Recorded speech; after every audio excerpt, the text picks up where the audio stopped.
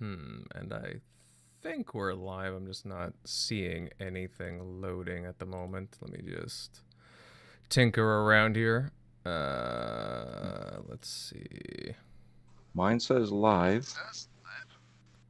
Yep. Let's see. YouTube notification went off. Yeah, I just gotta make sure, I'm not seeing anything pop up. Oh, okay, there we go, guys. I think we can kick things off now. What is going on, guys, and welcome to tonight's offering of the Xbox Roundtable Podcast. This is episode number 183, the place for Xbox talk and more from around the game industry.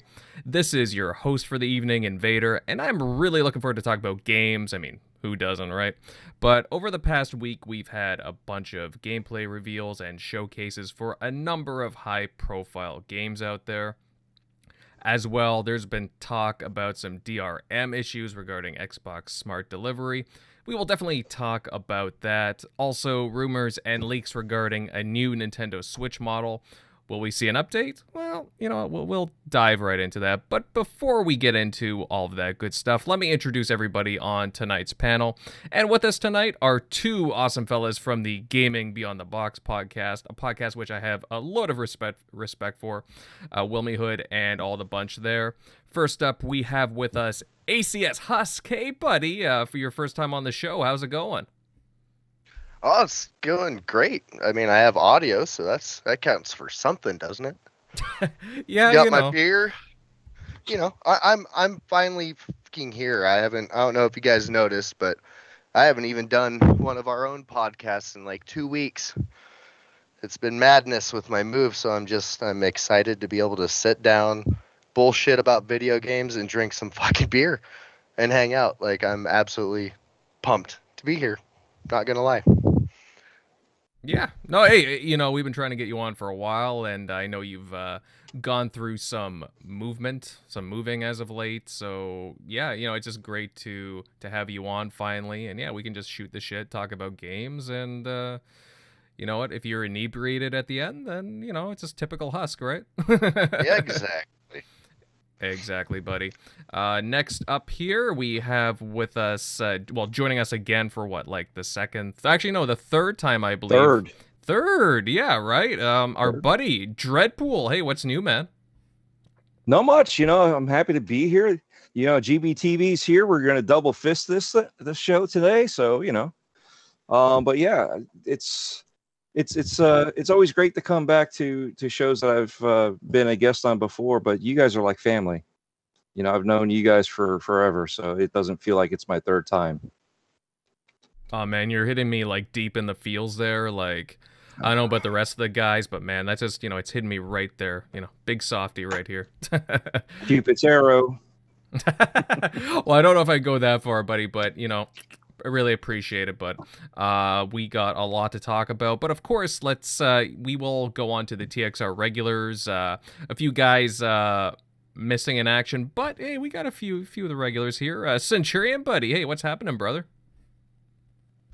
What is up? And there is no doubt about the fact that I am definitely missing in action, potentially mentally.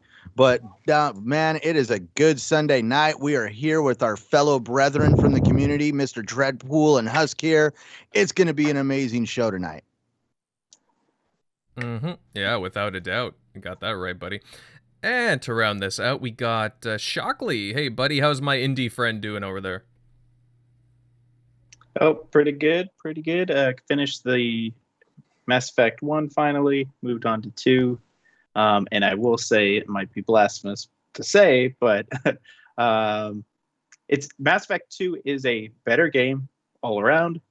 But I feel like it's I don't know, it's missing something. It feels like I'm playing Gears of War or Gears 5 with dialogue choices versus like Mass Effect or the BioWare's previous like RPG style. I feel like I'm missing a lot of RPG elements like that are just like gone now in this version. Like adding like mods to your weapons, or at least maybe you haven't come across that like you could in the first one. But it's an awesome game, so I'm definitely enjoying it like overall as a game.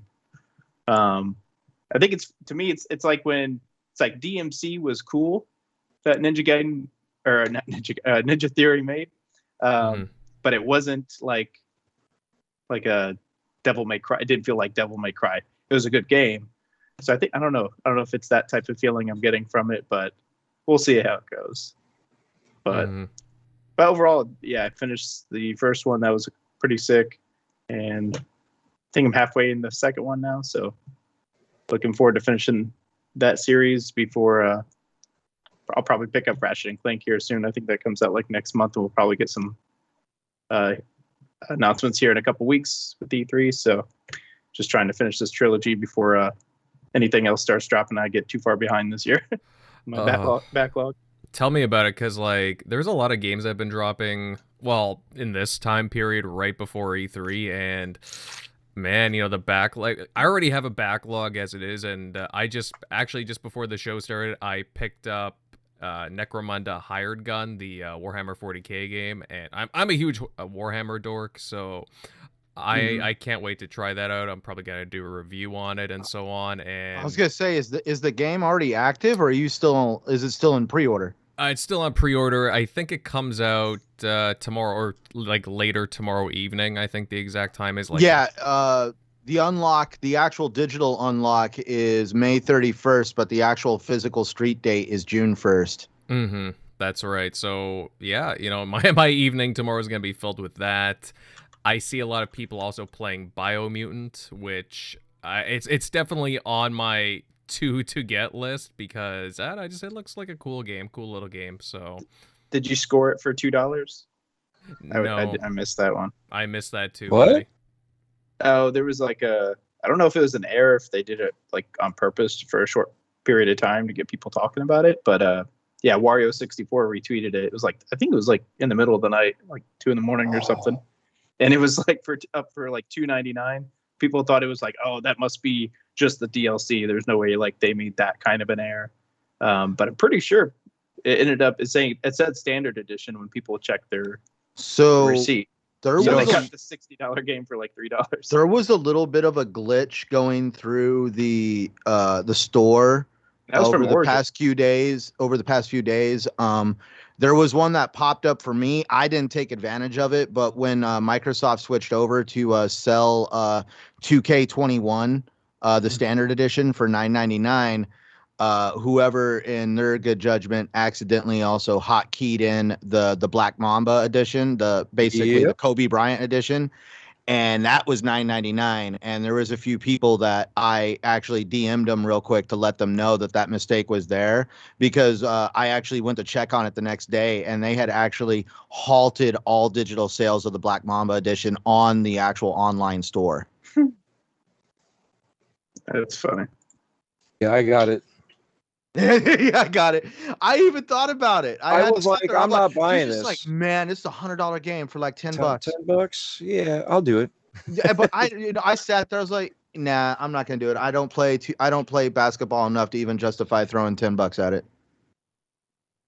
Well, that's what I said. I was like, for that much off, I can play a game or two. I know. I couldn't believe that. Like I put it in a couple DMs, and as soon as a couple people saw that, let's just say some people made some purchases very quickly. Yeah, I can't remember which one was free on Steam. I was looking for it earlier today, and I can't find it. There was one game that Wario put out there again. It was free on Steam, and I was like, oh, really? That's a game to get. I can't remember what it is. He's a good one to follow. Put your notifications on. You'll score some stuff. Oh, definitely, yeah. The funny part is, it's just there's actually free games that pop up all the time that really kind of go under the radar. The big one was it was like, I believe it was like E3 time last year or the year before, when all of a sudden, for whatever reason, Microsoft somehow got the rights for backwards compatibility on 2 Human. And because they're not technically allowed to sell the game, there's actually a lot of BS and like lawsuits involving with that game. So Microsoft said, well, why don't we just give the game away? Technically, we're not selling it. And so they had this huge thing where they were giving away copies of 2 Human, which is honestly a cult classic on the 360. I thought it was Lost Odyssey. Maybe Lost Odyssey, maybe too. I I don't got think that Lost was free, Odyssey. but it No, was still on sale. I'm sorry, Phantom Dust or something like that. It was one of I know the game you're talking about because I took advantage of it. Well, Too Human for sure. I don't know about Phantom Dust, I'll have but to look at it. Too Human was like, I remember when Too Human came out. We have It was so Norse hyped up. mythology. We have like Norse mythology basically meeting. I don't even want to say cyberpunk, but it might as well be. I mean, like literally, it's- Loki is a like half machine kind of dude. There was Mm. Beowulf, who was a machine. What was he had the most Yeah. generic name ever? What was his name? Jet Brody, or something. Oh, It was a super generic name that just sounded like so forgettable, like just filler what, name. for Too Human? Yeah, wasn't his name like Oh, Jet dude, that's- Brody? I forget swear the main his name- character's name. I know it's a name for somebody, and I'm pretty sure that's the name of the character. It was could swear. definitely a very was- unique game for sure. Yeah, you know what? I That was thinking game's about it. super hyped up I- too. I remember Phantom that Dust all over. and Lost Odyssey were like years ago. One each year, so they might have been like 2 and 3 years ago. Now that I'm thinking about it. Good Might be games. Thinking of something. Good games. Some crazy Good other- games. Yeah. Yeah, but Yeah, that was. I think. Yep, I see his name now. No, it's Fracture. Never mind. I think I'm thinking of a different game now. Now I'm tripping. Now I feel like. oh, Fracture. I remember that. Oh, man. Fracture. That's where Jet Brody. I was like, because he looks like that guy from Too Human. He looks just like him. Bald, scars on his face. That's what I was like. Oh, but yeah, in Fracture, the character's name was Jet Brody, who's just like some generic, Wow. super generic. Of all the names to pick out, you pick out Fracture. Oh man, that's funny. I've never even played that game. Mm-hmm. Well, neither That's have what I got. I, but I've heard of it. Too Human though. I got it when it was free, like Boogeyman saying, but in the chat there. But no, I mean, I got a lot of crap, but I don't know. I kind of have a soft spot for it. I gotta finish that now that I think about it. But you know what, guys? Let's move on to the game talk or the game topic talk. Anyways, and there's certainly lots. Well, to start off with, like, for example, the PlayStation State of Play, we recently had that, where they showed off a good chunk of new gameplay for Horizon Forbidden West, and we saw Aloy visiting some new areas, bringing some new mechanics into the fold, and quite a few other things. There's been a lot of talk about this game, whether it's because of the graphics, the new robot beasts, or, you know, the chunky face memes. Yeah, but I just, I want to hear what everyone's thoughts are about the gameplay and so on, but I'll start off with one of our guests. You know what, Dreadpool, I'll start off with you, buddy. What are your impressions of the gameplay so far? Well, let's see. The first 4 hours were pretty cool, but they sucked because it took forever to get to the real meat. But yeah, no, I really don't care that she's chunky. The way I looked at it was she did well in the first game, so she's got food to eat. You know what I mean? So I didn't think anything I of think it's it. that shot. I think most, other than the one that's being passed around, she doesn't look as chunky in the cheeks. But the game is still in pre-production, or not pre-production, but it's still in production. You know what I mean? It's still not in its final form. So people are tearing it apart, and it's not even representative of the actual game. It's just something to give you an idea of what the representation is. You know what I mean? And it looks great. And for them to pick it apart because she's a little chunky in the face, it's like, come on.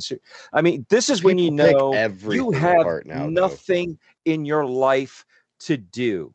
When you're that bored, you're gonna pick something apart like that, versus going, all right, whatever, if you did notice that she was a little chunky in the face, I don't, the rest of her didn't seem chunky, but okay, who really cares? You know what I mean? Well, like I said, I think she was actually, because she did so well in hunting and everything that she was doing, that she's able to eat well. That's what I'm looking at it. You know she what looks I mean? more normal than Abby, who's like even bigger than the person she's actually modeled after, who's also like a fit, like built like woman. Yeah. Her model, and then they like roided her up even more. Like, okay, it's post-apocalyptic, and you're getting that much nourishment and supplements to keep that going. I don't think so, but I mean, oh no, go ahead. If you're doing well, can I say something real quick? because it's coming up. It's just my wife keeps up on stuff like that when it comes to, like, because she's like, my wife does retail very heavily, and there is a heavy push right now for I want to say more normalcy when it comes to at least the female figure. And that's where, like, I really do feel that at least there has been this, God, what's the proper way to say this? I feel like that there has been standards for the female form that have just been like put up on a pedestal for whatever reason, that, we have to have some normalcy brought into the idea of it. And that's why when I saw the memes popping up and them doing that, I'm just like, we all know I'm an Xbox fan, but when I saw those memes and GIFs popping up, I was like, man, that's reaching, because honestly, I feel like there's a push in our society right now for people to actually start having some normalcy in their ideals. And I really feel like gamers need to also have that normalcy, because I just feel like sometimes just the demands we ask of these developers are just way too high. And that's where I just feel like, when you're bringing this whole thing up, I see why Sony and other developers are wanting to do this, because this is honestly what society needs. Sorry. But when you make sexy poses from Overwatch and they make a big deal out of it, you know what I mean? That's why, if it's damned if you do, damned if you don't. Oh yeah, no, I also have to fully say that people, not to be also mean, but people need to be a little bit less sensitive. Everybody has a right to say what they like and what they don't like, and you shouldn't get butthurt and try to cancel culture or silence somebody just because they have a difference of opinion. And you all know I used to do some acting, dancing, theater, all that stuff. But I've seen plus size ladies, younger and older, outdance some of the skinnier ones that, everybody's all ooging and ogging over. But I've seen them outperform them in general, because they've had more energy. There's a lot more stuff going on. But, everybody wants the thin model. But, so bringing out that normalcy brings out more of the everyday people, you know what I mean? So not everybody's going to be skinny, not everybody's going to be fat, not everybody's going to be fit, you know what I mean? We're all different shapes and sizes. Let the development team create what they want. And if this character is going to be a little bit thicker, so be it. Why do we have to nitpick everything and tear it apart? You know what I mean? Yes. I think it was just a few people trolling, and then they were just like, they got nothing better to do. I don't know, like, and then people are taking it super serious, where they're like retweeting him, like, "Oh my god!" And it's just like, they're just trolling. Like, just there's not, you don't even need to pay attention to it. Just to piggyback off of what Shock was saying, like, I'm kind of two minds of this, because it's like the screenshot that people are using in itself, the one where like Eloy's just kind of looking directly, at you, and it's like, well, okay, that angle kind of looks off, right? And people are just having fun with that. I think her character model looks fine, honestly. Like, it doesn't look too different from what it was back in the original game.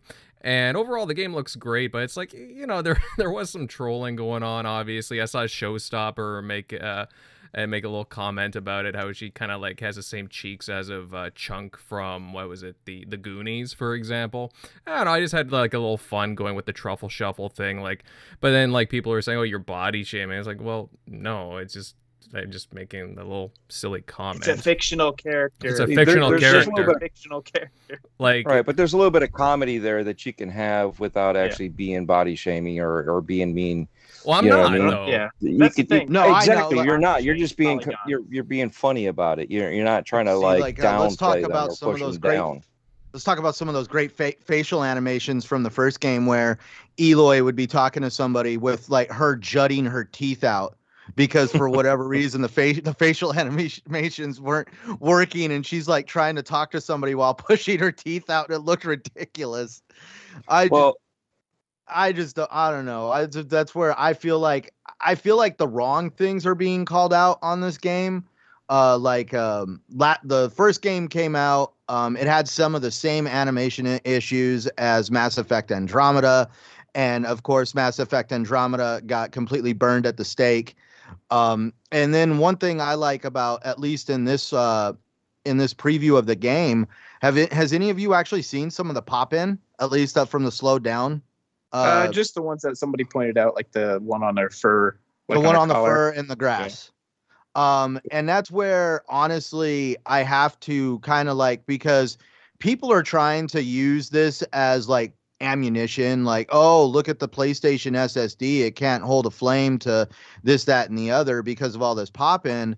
And it's like almost you want to be like, well, technically, if the game is going to be cross-gen in any way, or if the game has any potential of ending up on the PC, it's gonna have pop-in, because the game is designed to work with a mechanical hard drive, because that is the lowest common denominator on the PC.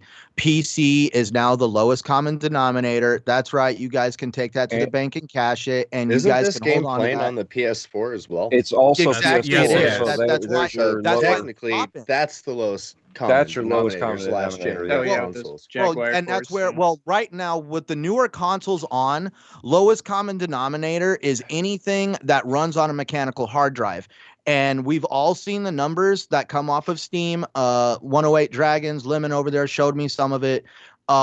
Basically, but over 95% of what Steam is reporting is the average person is playing at 720p. Mechanical and 720p. Yeah. So yeah, 1080p, 720p, which basically means that for starters, a majority of gamers are not using an SSD. They have I think a lot of that's inflated though, because if like if you're Probably. playing what do you call it, the freaking Respawn game, it crossed my mind. But Right. a lot of times I'll play in PC with my friends, and we'll drop our resolution as low as it can go to get the frames up as high as possible, just because I don't need the resolution high to no scope you and take you out. I need the frames up to give me a slight whatever advantage, and the resolution Yeah. doesn't matter. So So a lot of time that might be Response time.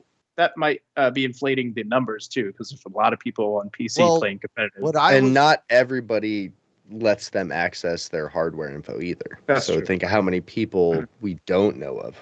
so the main thing I was at least trying to point out is the lowest common denominator at this point, because Actually, we have is PC. the PS5 and the Series X both using NVMe hard drives to basically kind of power the all that power that's underneath the hood of these machines.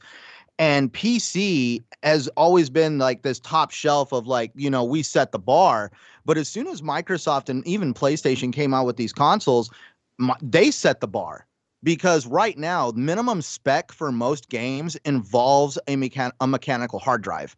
So unless PC all of a sudden wants to pony up, no pun intended, wants to pony up and basically raise that minimum spec bar and says, from now on, to use a 3090 and all these nice parts, you got to use an NVMe hard drive. That would I think completely I change think it game. will pretty soon, like because Yeah, it's consoles gonna are get already to that going to point. make those prices drop on those NVMe drives. Oh yeah, now- there's NVMe drives already popping So, up for 150 in the bucks next, now. by what's like messed up is- 2023, like I think most PC gamers are actually playing these like also next gen games are probably going to be using.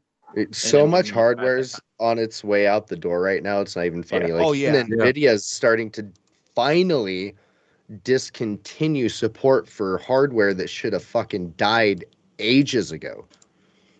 Like, stop optimizing drivers for these 2 gigabyte fucking graphics cards in the first place.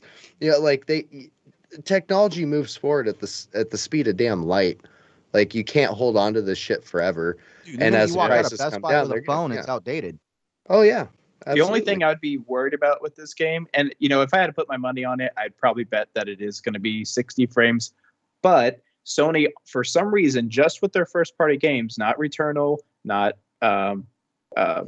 Demon Souls, they showed those off at 60 frames per second. But their first party, they never show off at 60 frames. Only 30 frames at the highest 4K setting, fidelity setting that you can put it on. Even though most of hardcore gamers aren't going to be playing and getting those visuals, because we're going to be playing at the 60 frame performance mode. So it's kind of gaslighting us in a sense, because it's just going to be somewhat of a downgrade when we play. It's not going to look as good as that, because I'm going to have to drop the resolution. Hopefully it has the 60 frames But the weird thing is they didn't. This was the perfect time to say, hey, you want to go and play Horizon Zero Dawn, get ready for the sequel that, we're hoping no release date. That was kind of shocking for 2021. But hey, here's the, shadow drop for the patch. So now you can finally play Horizon Zero Dawn at 60 frames. None of that. It's how did all these other newer games, God of War, Spider-Man, Last of Us, Ghost of Tsushima, they all got their patches, but not the game from 2017. And the sequel's about to come out. So I'm like, that's giving me hesitation of like, if that's not coming out, then maybe it is only 30 frames. I don't know. Guerrilla's never made a 30 frame or a 60 frame game on release for PlayStation ever that I can ever recall. None of the kill zones, not Horizon. Yeah, so that's right. That's what people should be nitpicking of like, why do we always have to wait every time? And that's why it's always going to be hard for Xbox to even come close in media or even just in general, as far as like, hey, look at these guys are gods. Well, Drive Club is always lauded as the best looking racing game ever because, it's half the frames of GT and Forza Motorsport in a closed circuit game. But the gameplay is terrible in the sense that it's half the frames of a racing game. That's terrible. So, but yeah, what's awesome. Funny though? What's funny is last year, and I know a lot of people here probably don't play these games, but it is a PC game, World of Warcraft. When they released the specs for the new version, it was SSD only, right? And all of a sudden they had to backtrack it like the next day because yet again, they're trying to push PC forward, right? They're trying to push their game to look better, load better, act better. I mean, and this is what consoles do every generation, or at least half generation, right? They keep on pushing their consoles to a better spec every time, right? And that's what we're all about. We're all about, getting the best gameplay we can get. And PC, because you can still run these games on potatoes, this is what you're getting. You're getting your lowest common denominator. But that's part of the whole thing is eventually we are all going to be on NVMEs. We are all going to be on, these super graphics cards and so forth. We're going to eventually get there, but it's like not everybody can just go out and buy a 3090, right? Especially right now. I can't even get a 3080. I've got one on order that I ordered 2 months ago, and I won't get it possibly. Okay. It will be shipped to the warehouse August 9th. And hopefully I'm still far enough in the pre-order that I'll get it then. In the meantime, I got a PC sitting behind me that I'm building and I can't do nothing with. And all the warranty, the 30-day warranty, 14-day warranty to ship it back is gone. You know what I mean? Yeah, you're stuck with it now. I'm stuck. If there's anything bad, I just lost that money. Policies suck. So if I can kind of say something that's probably going to infuriate a lot of people, but I feel that regretfully, there has been too many consumers out there with tunnel vision. They've got their blinders on and they see the 60 frames, 120 frames a second at the end of the tunnel. And that is the only thing they can see. 120 frames a second, 60 frames a second, these heavy frame per second games that have ray tracing and all this other stuff on them. All this stuff we want is heavily taxing to the system. Because we have been so focused on frame rates and resolutions, gameplay mechanics, game evolution has come to a slow evolutionary standstill. Because we are too busy trying to squeeze frames per second out and make sure that the lights look right reflecting off the damn window. What are you talking about? That, we've seen really Shout out to Ninja Theory for not being one of those. Yeah, and that's why I'm just saying, if we slow the damn frame rate down and we can actually concentrate on gameplay mechanics that are totally changing, for me, I like what Xbox is doing, but I really saw a video the other day where somebody sat down and really broke it down into they just took a look at the RPG genre as a whole, especially at MMOs, and they really used World of Warcraft as that main example. And I'm glad you brought that up with the basically The game World of Warcraft is at a complete standstill when it comes to the evolutionary process of the game, because they can't get the minimum spec up. They couldn't get people to want to invest in SSD hard drives to basically be able to make the game capable of more than what it is. They tried. They tried, yeah. And that's what people don't like. That's why I'm not trying to like single anybody out, but for people to understand the idea of your standard hard drive is nothing more than magical metal discs that look like a record player that need to spin up. And these little arms go over them and read these metal discs. And these arms need to move back and forth. All this disc spinning, all these arms moving, that is all time wasted that an SSD and that an NVMe got rid of. And that's where, like, if you go and read about the hardware that you're using and understand, I understand that money is a big deal for people and you can't afford this stuff, but that's where you also need to understand, then you gotta stop tearing these developers down for not giving for them not giving you what you want, because you're not willing to give an inch. They can't give you anything else. Basically, everything that they're using right now is completely maxed out. There's no way to squeeze any more juice out of a mechanical hard drive. Tell us how you really feel, Centurion. Well, They just released a 14 terabyte that they're able to do that magic, but it doesn't give you anything. 60 FPS is about to be the standard, which is fine. But I feel like maybe so I kind of want to touch on what you said and say that is 60 FPS becoming the standard because now we're seeing these companies really push forward on what they want as a hard drive? Not just for the hard drive, but it has that's to be. Another thing is a good 60 FPS game, like it doesn't have to have SSD speeds, but it has to be properly optimized. But at the same time, like you're saying, like it's intensive on all the hardware. The more assets you have on screen, the more everything you do, the more graphical, beautiful awesomeness that everybody wants to see on screen is taxing as fuck. And yes, that's what kills frames.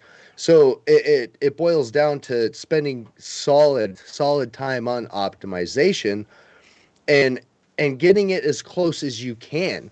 Like you're going to see dips in every game, no matter if you're playing on a console or a PC constantly. Okay. It's just going to happen. Now, as far as a hard drive holding back like 60 FPS, maybe their focus is a little too much on solidifying 60 or 120 FPS. I honestly just think more so than maybe being stuck on high frames and high res instead of, developing a solid game. It's just wanting to get a game out, especially right now. Like it's just, it's a constant push to make another fucking dollar. You know what I mean? Especially like if you even take away last year and all of its madness, it is literally, there's just too many corporate fuckheads behind all of these people working their ass off on these games, pushing them too goddamn hard to do what they think is going to make money, what the data says, instead of letting anybody be fucking original anymore. No, absolutely. Yeah. And to be fair, like going back to Horizon 2 here, Forbidden West, I think it's a good looking game regardless. I mean, I really like a lot of the detail and a lot of the effects going on there. Even just like, again, the creativity, right? Because that's what I really like. I saw, like, you got this giant mastodon and you see Aloy, like, just taking it out piece by piece. You got all this stuff falling down. The game looks beautiful. It reminded me of, like, a futuristic Jurassic Park, dude. Yeah, and I got that game waiting to go. I mean, thank you, PlayStation, for the free download last month, which, I appreciate. I will get to it soon, but...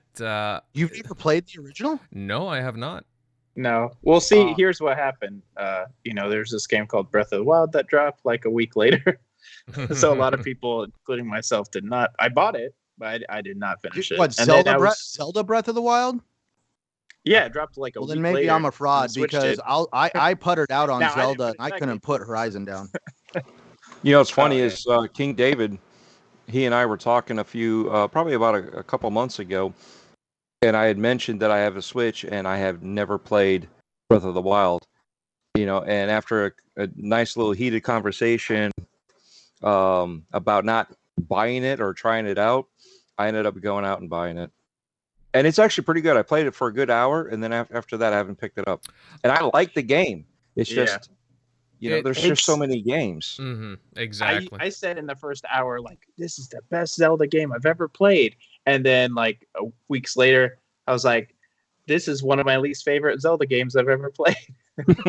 No, just because there's so much, it's too open in my sense of, like, it's just so... There's so much to do. I'm used to being at linear, and then there's just other things I just didn't understand about the game. Like, I never really did any of the cooking that much, and then I don't know, there's a lot of shrines too, like there's a lot to find, like that part's fine, but then I don't know, there's just some things where it wasn't explained as well, and then no, the overall story in game is good, but I understand what you mean. A lot of it was just kind of open and barren too, so but I am I'm looking forward to Horizon 2. Do you guys think, because we weren't given a release date, so do you guys think that we'll see it later this year to compete with Halo Infinite, or do they keep it into the new year? There could be another. I thought there was a leak drop of it, but I thought they leaked it out ahead of time, saying November 7th. I didn't see that. It was just my misunderstanding. People were trying to say that little code thing when her and the other guy were looking at that thing before it showed the No, it was like fridge, but that didn't really say enough letter or numbers for a date. But it was like an hour before the whatever you want to call it, the moving screenshots started. It was like an hour before that. I mean, it would make sense if they slip it to, like, say early next year, like spring, because I mean these consoles are still selling out, and they're probably going to still sell out without any help from anything else for the holiday too. So, I mean, why release, shoot off your shot it would be a good contender against Halo if it came out this November. Yeah. Well, but what else do they have? have? Deathloop. Yeah, they'll have Deathloop as an exclusive. I mean, they might have something else. They might have something else like timed as well that might hit. I don't know. They have Ghostwire early. I think that's supposed to come out sometime next year, but I don't know. Mm-hmm. But I don't think they need it because they're where they are. They're still outselling like Xbox like 2-1, or at least they're producing, double the consoles, and they're still selling out like hotcakes. And we're only a few more months. If they just make it past the summer, I'm sure it'd be still hot Christmas item. So they'll still sell out again. I don't know. We're starting to see articles pop up like through Tom's Guide on we're 6 months in, and they're starting to kind of get puttered out on them. Oh, okay. Mm-hmm. That's the thing. A lot of them are just like killing both of them. They're getting annoyed at, obviously there's I don't want to say there's an exclusive issue, but they're saying that obviously a majority of these games, other than like Ratchet and Clank and other ones that use the NVMe exclusively, you can play them on other systems. And just like in Tom's guide, he was talking about, we're 6 months into the console, into the beginning of the PS5 generation, and using the rest mode on a PS5 is still a risk. Mm-hmm. And that's where ridiculous. They're starting to really question what's going on, and we're starting to see all these myths, rumors, and legends that potentially PlayStation wants to redesign the PS5, and they're going to blame it on the fact that a lack of components, and that they want to change the design of the PS5 to make it easier to manufacture.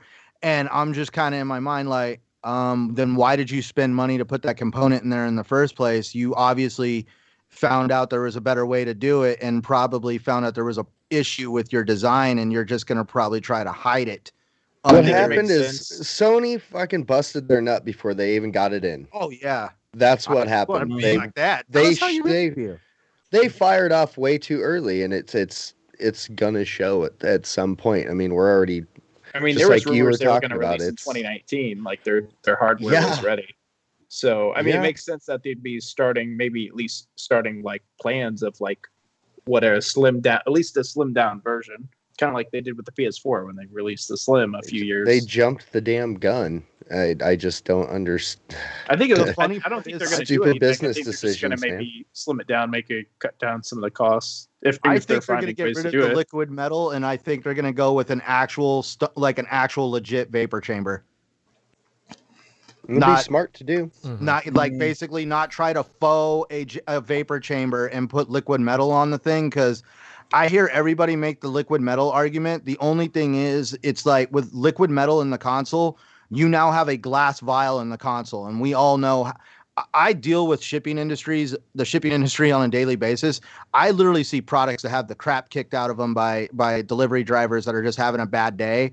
And the thought of your console potentially having a glass vial filled with a substance that will completely destroy the board if it even comes in contact with it isn't exactly thrilling.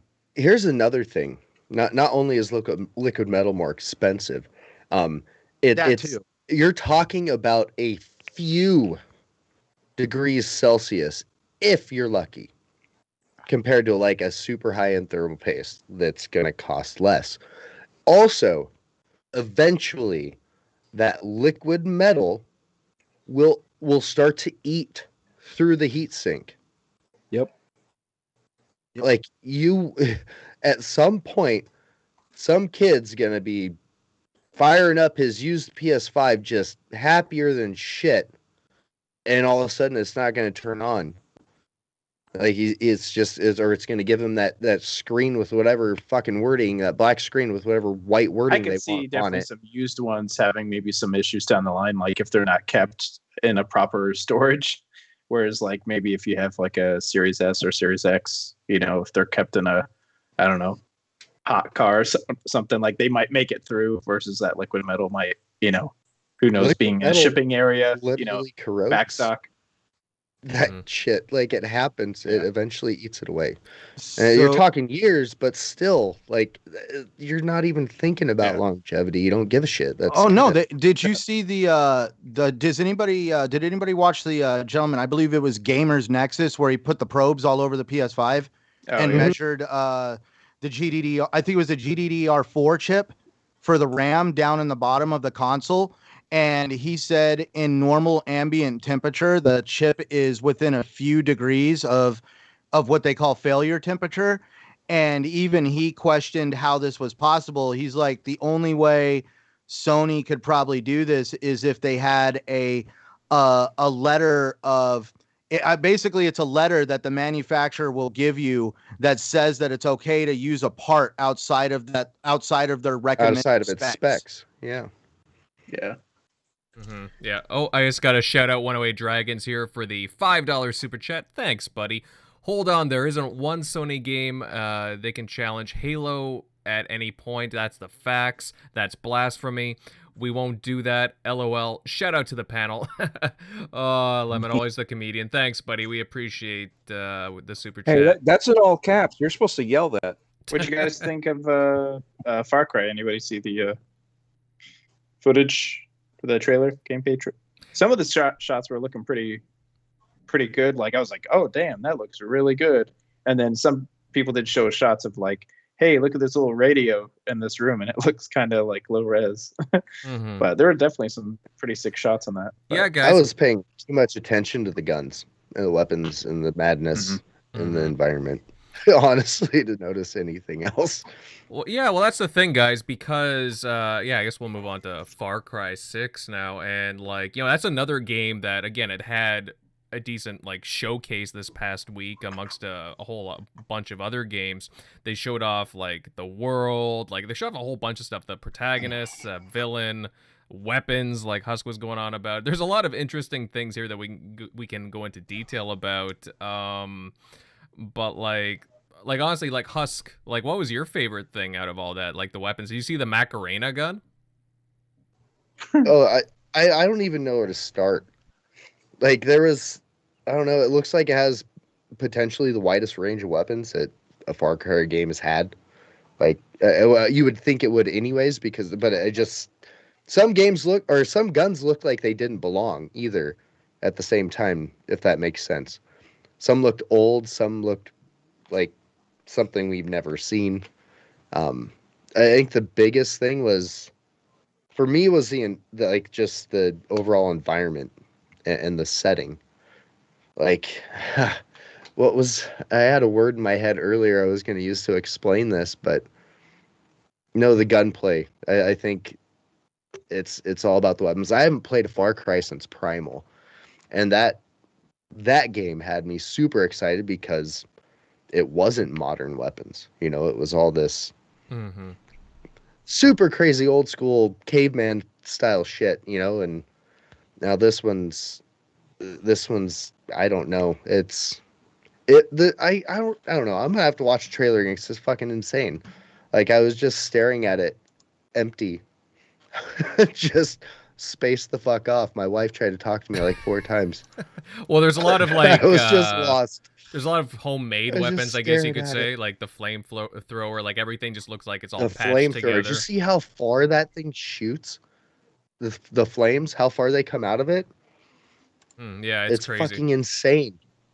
Oh yeah, no, that thing looks like the pits of hell that's coming to attack you. Like honestly, yeah, Pretty no, much. like they got that. I still can't get over the friggin' Macarena gun. I'm like, I see the CD changer going in. I'm like, and then I turn up the volume. I'm like, oh my god, that's a friggin' Macarena. I'm like, holy shit, millennials must be having a bloody Vietnam like flashbacks right now to that era. It's like, holy shit, the Oh my Macarena. God.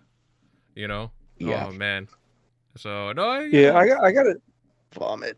I gotta say I'm not impressed with their water. I think we're gonna compare it to Sea of Thieves. No, I really don't care. It looks cool. I think there is a lot of when you look at the street, I get it, tropical paradise, when it rains and all that stuff. But it's like everywhere is shiny with water, and then you go to the mud and the mud is dry, but the street is wet, which should be the opposite way. I'm glad the interiors aren't wet. You know what I mean? But it's like I think they sometimes they overdo like these little things to get your eye, with ray tracing or just that these different things that they try to produce for you to see, these visuals. And it's like, okay, but I mean, even when they're in their church, right? And they do that overhead view from one person to the other in the confessional, it looks like it's cel shaded. You know what I mean? It was kind of odd, but yet again, this is still, a work in progress. It's still not done. So it's just something to give you an idea. But it's just, What about the alligator wearing a t-shirt? yeah, the alligator. Well, that's what I was laughing about, the alligator, how it went through the water. And it was like, oh my God. Oh yeah. I like the idea of a pet alligator that wears a t-shirt. It's weird, but it's cool. Well, yeah. Well, it's funny you guys say that too, because I got a lot of comments about the alligator. It's like, it's kind of just sitting there like a good little pet with the t-shirt. Like, okay, well, that's interesting. And then I saw a lot of people talking about the little dog in the wheelchair, the puppy Chorizo. Oh I think his yeah, name is. with the wheels as back legs. That was awesome.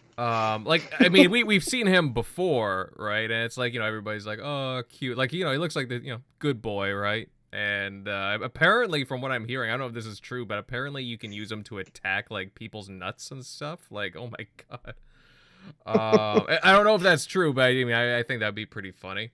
But I see a lot of people like they're not so much talking about the gameplay and stuff, but they're talking about this little puppy. I'm like, oh, okay. Well, I mean, I want to find some more details out about this hardcore game, but it's like, well, everybody's talking about the pup. So, but otherwise, I mean, it has some silly aspects to it, but it's like, at the same time, it's like, did any of you guys play New Dawn, for example? Because I think that was the last Far Cry game that came out, and I know like it didn't exactly get a great reception. I have played every single Far Cry from start to finish from part 2. All right. So I'm just saying I've played them all. The only thing I don't have under my belt right now is Far Cry 3's oh my god, the Blood Dragon. Oh, like the retro 80s DLC. It's in my backlog, but I haven't played that. Yeah, ditto. Okay, all right. So then you'd be a good person to ask this. How do you feel about where they're taking it now from? I guess they're going back to, I don't know. It's almost like they're playing it safe, like going back to like the tried and true stuff than what like they were experimenting with, I guess, with New Dawn. New Dawn was an experiment. Was it the experiment we all thought it would like? It was actually, on my opinion, the experiment of can we do a part 2 to a Far Cry game? Can we continue the story? Because honestly, Far Cry has made its niche for just being a story of basically putting yourself in the shoes of a human being that's about to go through a major BS situation. Part 2, you were dropped off in Africa with malaria during the the Blood Diamond feud. We have Far Cry 3 with Voss, which I really think put them on the map for, this direction of, we're going to not have memorable heroes. We're going to have memorable anti-heroes. We want the villain to really steal the show, with Voss in the second game and the idea over in the Caribbean. Now we've got Primal was kind of a little bit off. I'll say that. I enjoyed it. It was different. But I it wanted to wasn't- check it. I wanted to check it out just because I was like, how the hell are you going to have a Far Cry game without a gun? But honestly, I thought the use of the bird, now the hawk in Primal, that was cool, because it almost like you had a drone. So Basically. it was really fun in Primal if you really can get into the mechanics. Obviously, Pang and Min Part 4. I'm surprised you didn't play Part 5 with the father. That's where with New Dawn, I really kind of feel like I enjoyed Part 5. The story of the father, I feel like really kind of like hit home, because dude, you could really find a piece of America right now where you would be able to find somebody like the father. We were debating this actually on 108 Dragons show yesterday, the Dragon's Den. Thank you again for having me there. We talked about the fact that that these games have had some very, very iconic bad guys, and the father was kind of like a conglomeration of, where I think he said Jeffrey Dahmer. I compared him to the gentleman from Waco, Texas. So, I mean, I was just surprised when you said you never played Part 5, because New Dawn, I really feel they tried to continue it, but really what shot them, I don't think it was a good time to try to do a continuation on a story like that, because they gave you choices in Part 5 that gave you a chance to have different endings, where New Dawn kind of made everything canon except for one ending, and that was the ending of you basically locking yourself away with the father, and that was that. And then in New Dawn, you kind of find out what happened to the father and the original character from 5. I enjoyed New Dawn. I don't have anything wrong with it, but I will definitely say I don't want to. I've wanted to play Part 5 again more than I've wanted to play New Dawn. Far Cry 6 now, this game has my eyes totally wanting to explode out of my head. Like Dreadpool said, the shininess of the game is a little odd. I'm hoping that maybe they'll kind of tone that down once they realize or hear some feedback from people that it doesn't need to look like the entire land is made of plastic. So I'm excited by the guns. Now, when I heard you guys talking about the guns, the scene for has anybody seen the car scene down there in Cuba? Fast and the Furious touched on it. Yeah. Those guys keep some really classic cars running, and from the way I've heard, they'll take a motor out of a boat and put it in a car. Yep. So the fact that there's going to be some crazy crafting in this game, and you're going to be making, I think there was a reference about making a machine gun out of a motorcycle, and then you guys talking about the CD player with the Macarena. I just really feel like this is the Far Cry series at its best, where it really has a way of kind of like highlighting a culture and also highlighting the subculture. You know, who wants to be proud of Jeffrey Dahmer and the individual out of Waco, Texas? But you can definitely agree that they were very crazy, almost they're crazy people that, you know, for some reason everybody was talking about them. So why not make a game about a character like that? Yeah, I could go on about these games. Yeah, because you were talking about the Seeds, right? Like the Seed family, if I'm not mistaken. Yeah, the Seed family. But yeah, that's where. But like, have you ever heard of Waco, Texas? Oh, yeah, I'm well versed in it. Okay, I was just gonna say, to me, it reminded me more of that. The idea of like, we're just this happy hunky dory family, and if anybody tries to come knocking, we're just gonna burn the building down, and you know, whatever happens. Yeah, well, again, to me, Far Cry 6, it looks like you guys brought up some interesting points with, again, how they're going about graphically. Like, I think it looks more like a concentrate effort on Ubisoft's behalf. Like, I don't think, I think they're going back to their strengths with this title. I mean, even like the voice acting. I just too. want to You got- shoot CDs at people. You got Giancarlo Esposito again. You got the Macarena shooting CDs. Like, no, I just like. I'm really curious to see how the sandbox plays out, and yeah, I don't know. It just looks like a fun time. Like, what do you guys think in the chat about Far Cry 6? Is this something you guys want to pick up, or are you gonna wait? Actually, you know what, guys? Like, I'm really curious too because this has a date of, let's see, I wrote it down somewhere.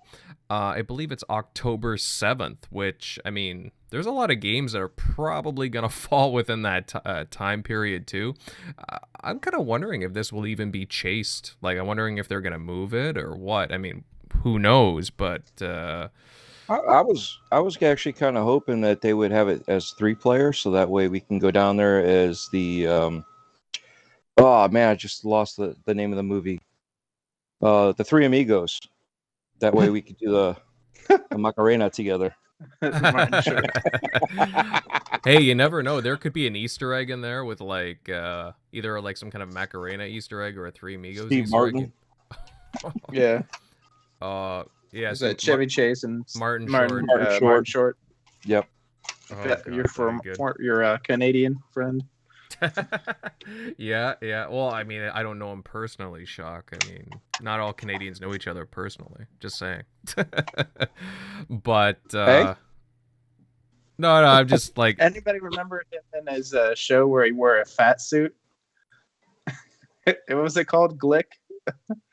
oh, Jiminy Glick. And it was on Comedy Central. Yeah, that was him. Where Martin Short would come out and wear like a giant fat suit, like Fat Bastard style, and he would be a TV host or some shit. I don't know. Well, Off topic. Well, he is pretty That's- dead sexy. Fat bastard. So yeah, Jiminy Glick would be up that alley too. But yeah, again, like Far Cry 6 is an interesting title that I'm keeping an eye on, fellas. And yeah, I mean, it seems like a few of the panel members here are looking forward to it. And even in the chat, I mean, I'm seeing some stuff there too. Indie Gamer, for I'm example. surprised there's not more talk about like who they cast to be the bad guy. Oh yeah, you're talking about Giancarlo Esposito? Yeah, that's what I'm just saying. Like, Mhm. I just love the fact that no matter what, Ubisoft really tries to go out of their way when it comes to at least the Far Cry series of making sure that the bad guy is going to be as memorable as possible. Mm-hmm. You gotta have something memorable.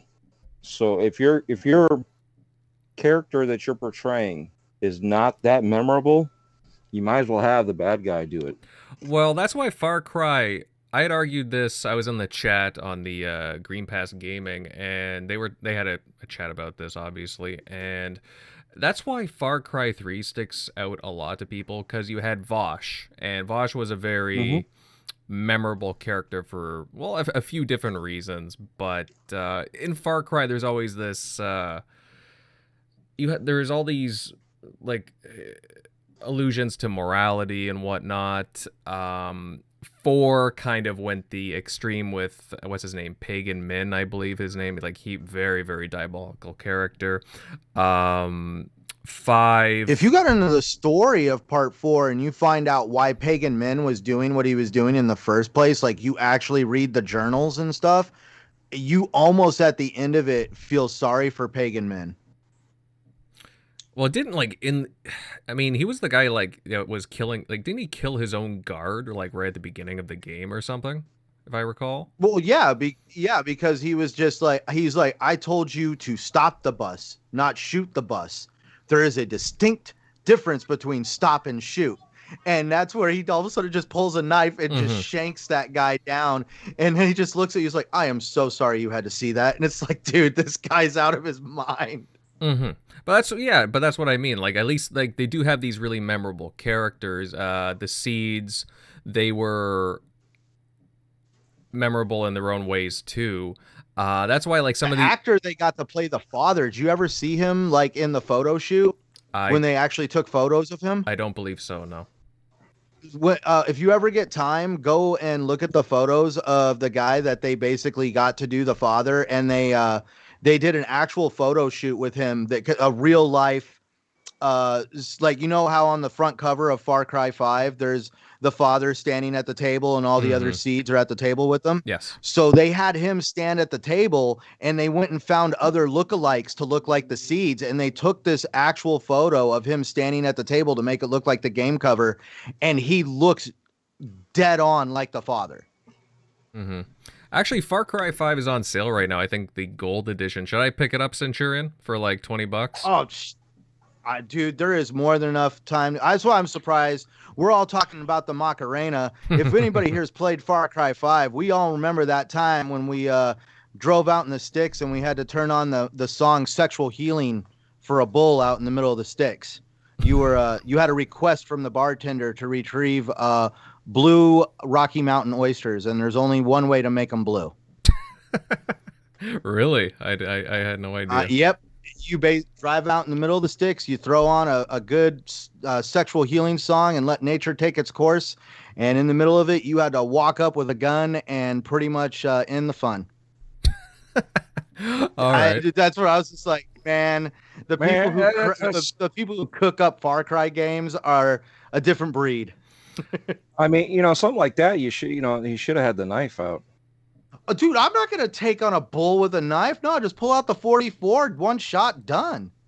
I should ask. But you're going to damage the oysters. No, it was a headshot. I made sure to miss. Yeah. I should ask Downer, because he's over in Montana. I should see if he's done anything like that with the cows. So. Oh, we had to do that when I was on the farm.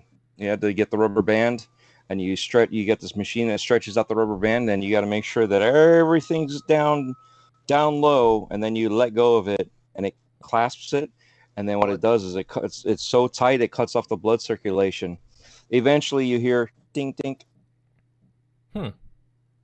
Wow. So yeah, hey babe, don't worry about ordering dinner. I'm good. The more you know, right? I don't know. You could get some sauce with that, Centurion. Some dipping sauce. You got to work it first. Facts are brought to you by the letter B. Never mind. Too funny. Now, would that be blue cheese? I think we just wandered. We just wandered into some obscene territory there. Dude, the show is not off the tracks. We are in a total different theme park at this point. But anyways, guys, we'll switch gears. But yeah, Far Cry 6 looks like an interesting title. I'm definitely going to keep an eye or two on it. Especially, I mean, with so many games, it's kind of hard to. But you know what? It's intriguing to me, to say the least. And from the looks of the chat, there's a lot of people like Far Cry. So yeah, man, lots to be excited for. Okay, guys, we'll move on to some more gameplay talk. And after a long period of silence, we got new gameplay trailer for Dying Light 2. We got a deep dive into like the city world, survival, and many other aspects of the title, like with any of these other gameplay reveals. I know people are getting worried about this title, considering some things going on at developer Techland. But you know what? The fears seem to be now averted. Centurion, what are your impressions of this title, Dying Light 2 Stay Human? Is this something that catches your interest at all? Oh, totally catches my interest. I enjoyed the first game. For some reason, I couldn't put the first game down when I got it. It was actually one of the titles that I picked up when I first got my Xbox One originally. Yeah, I missed the launch of the Xbox One. I know that, pretty much. So that was one of the first games I got to play. It was either Shadow of Mordor or Dying Light, because I got them both, and somehow Dying Light hooked me first. And dude, what a blast of a game. Very unique concept. I couldn't get over the concept of you're out in the middle of this world that you could pretty much parkour all over the place. Yeah, it gets bigger as you go. But the fact that you could literally get lost in this world collecting stuff and lose all track of time, and all of a sudden your watch goes off and the guy's like, hey, you got to get somewhere safe, otherwise you're going to have some issues. And in the beginning part of the game, you didn't ever want to be out at night. So I'm really looking forward to part 2. I'm really wanting to know how they're going to evolve that mechanic. I do know that we're probably going to see a much more heavier emphasis of at least NPCs or human activity in the game versus like in the first game. It was pretty much like in pockets. You would kind of like encounter some human NPCs outside of these like colony areas, but I'm wondering if they're actually going to make it more of a thing, because it seems like they're putting a much more heavy emphasis on the human aspect of the game. We did see zombies in the game. The game, in my opinion, looks a lot more colorful. We're seeing grass. Has anybody, is it actually still taking place in Haran, or is it somewhere else? That I don't know. See, They that, didn't really, I don't know that he actually said that in the trailer or in the I don't know. showcase. I was led to believe that it was, but not in that same area. Yeah, the it would way have that to be uber expanded. Yeah. Like for it yes, to- yeah, I know, because the last time I remember Haran, they had walled the city in, and then they came out with the following DLC. I might get the name wrong, but the one where you're going out in the countryside with the dune buggy, and somehow basically the disease had spread outside the quarantine. So I was curious to see if they were going to build off of that, the fact that technically it had breached quarantine. I hope so. It would make sense.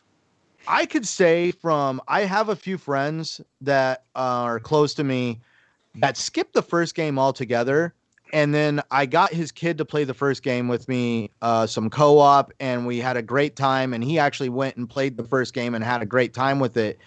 And his dad just witnessed this trailer for Dying Light 2, and he actually went out and bought the first game to play it. And so far, he's been actually having a great time. And he's like, I can't believe I missed this experience, just because it's very unique. And it's also a good example of, I know everybody's been worried about Techland and what's going on with Dying Light 2.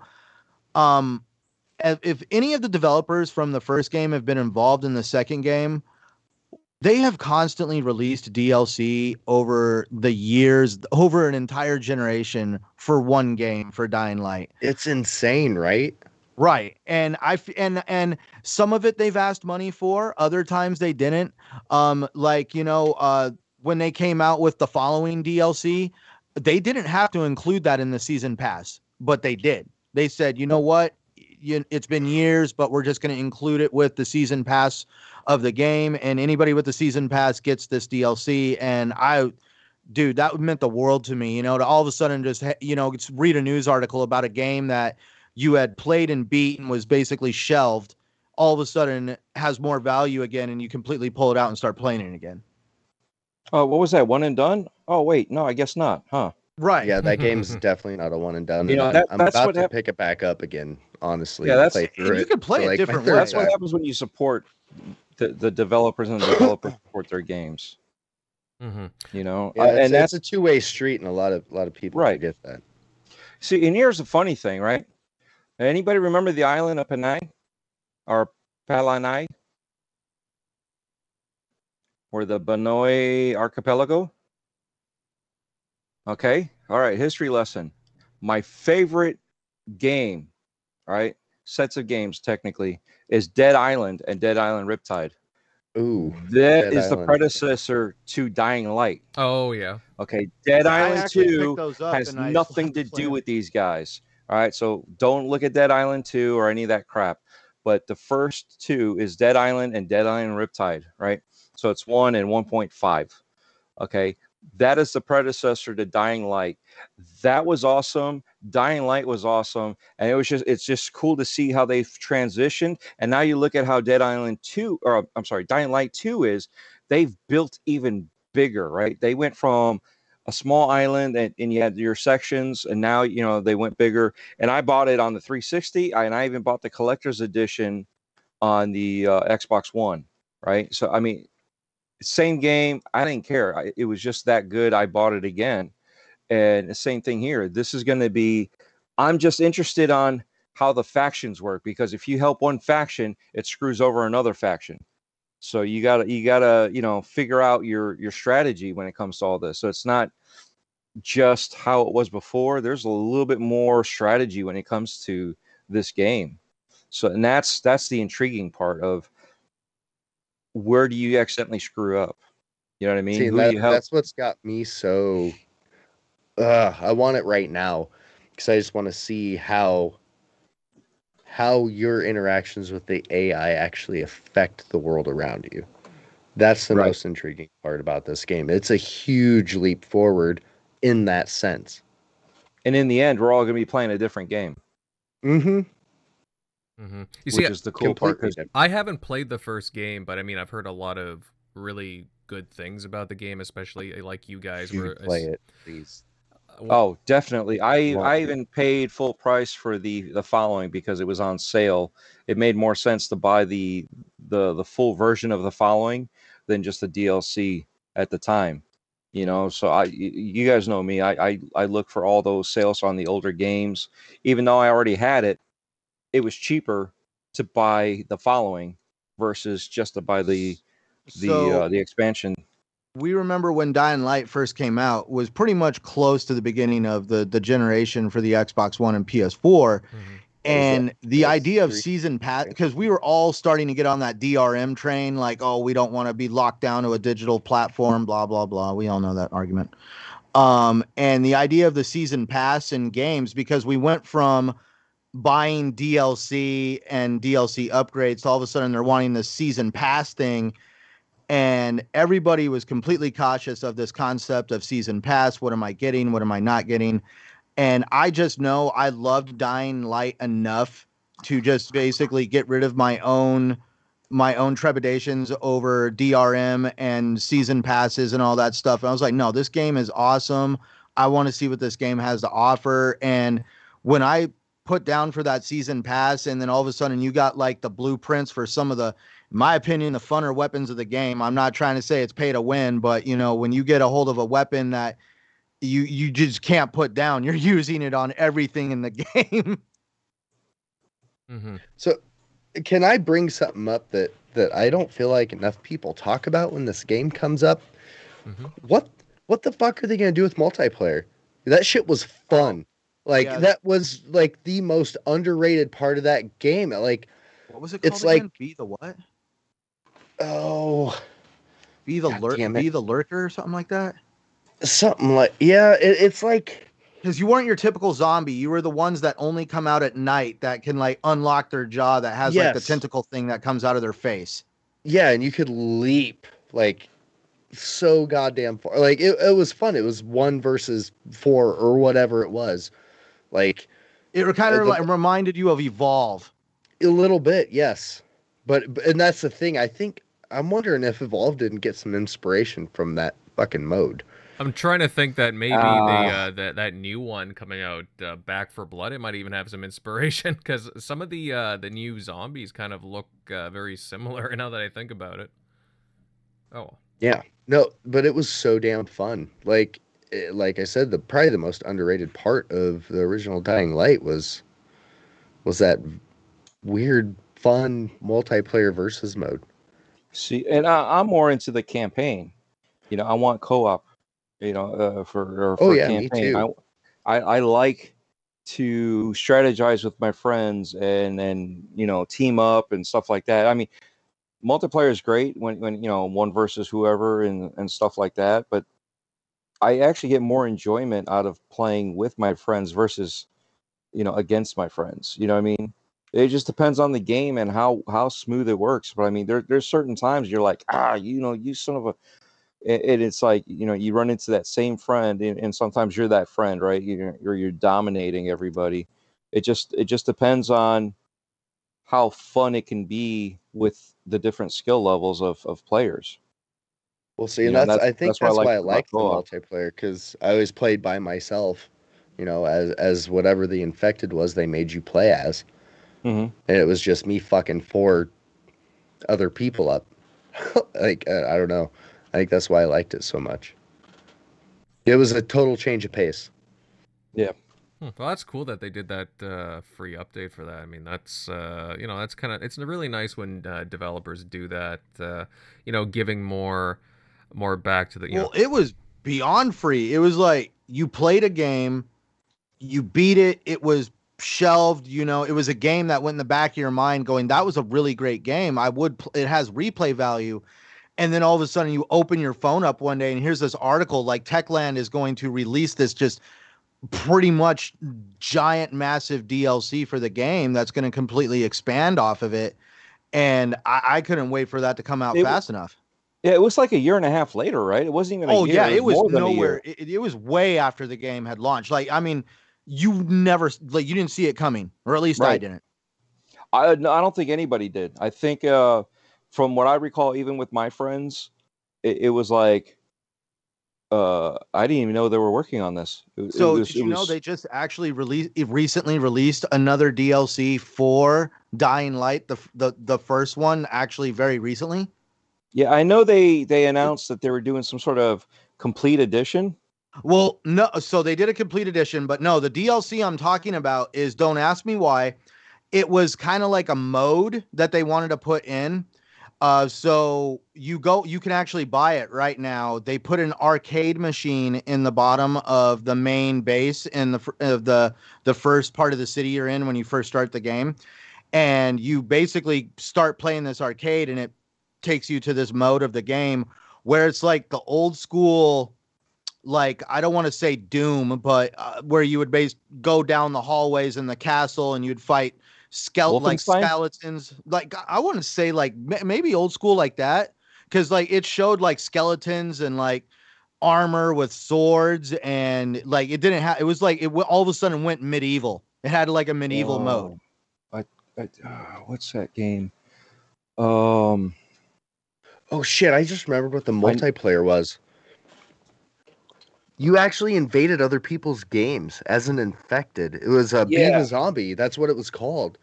Oh wow! That's why I fucking loved it so much, because you could, if somebody had that shit turned on, you could fuck up their day if you were good.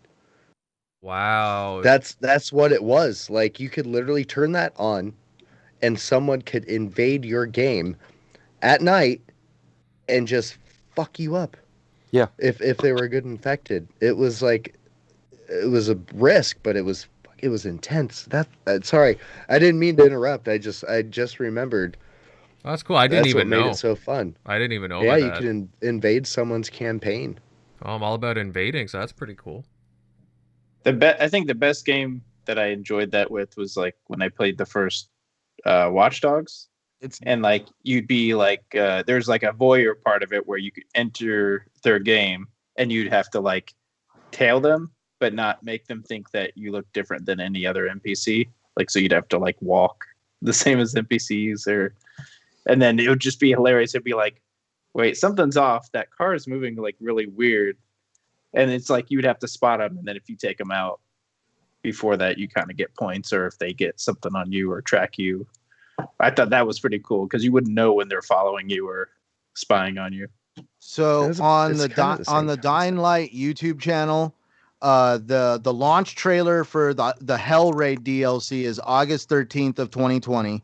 So not even a year ago, under a year ago, they released a DLC for Dying Light, and they just had a crossover event with Rust. So the developers are still hitting the drum on this game to this day. Wow. That's why Dying Light 2 is taking forever to come out. They're still supporting the first one. Yeah, and I can respect that. I really do respect it when devs do that. It's kind of like, actually I have gameplay on right now for Vermintide 2, and it keeps getting supported with content. Some of it paid and some of it free, and it's like, yeah, I really do appreciate when devs like continually support their game, not just with season passes or just for like, 6 months. Like when they go on for years, it's like they truly actually care about the game and how people playing the game they're not just about just doing a couple of quick patches, this and that, and then they forget about it and move on. It's like they actually care about what they create, and I respect it when the developers put forth that effort. So holy shit, this is the night I joined you guys. This is the first time I ever played this game. Yeah, actually, I recognize this gameplay. Yeah. Oh shit, my name's on screen. I guess I could have picked up on that, but no, it was like, this looks really familiar. What the fuck is going on? What do you mean? I was there when you joined the party. I know. So AC like, Husk just joined the party. Well, it was me, Lupa, and Dealer, and then yeah, everybody just started joining in. It was a lot of fun. Oh man. Yeah, this game was actually, yeah, it's pretty fucking fun. Oh, you can do some really crazy stuff here. Now this game, it's another one of those dates where it's a seventh date, December 7th, guys. So we're gonna be ending off the year with at least one good game. Do you think that they'll stick to this release date, or do you see it falling back at all?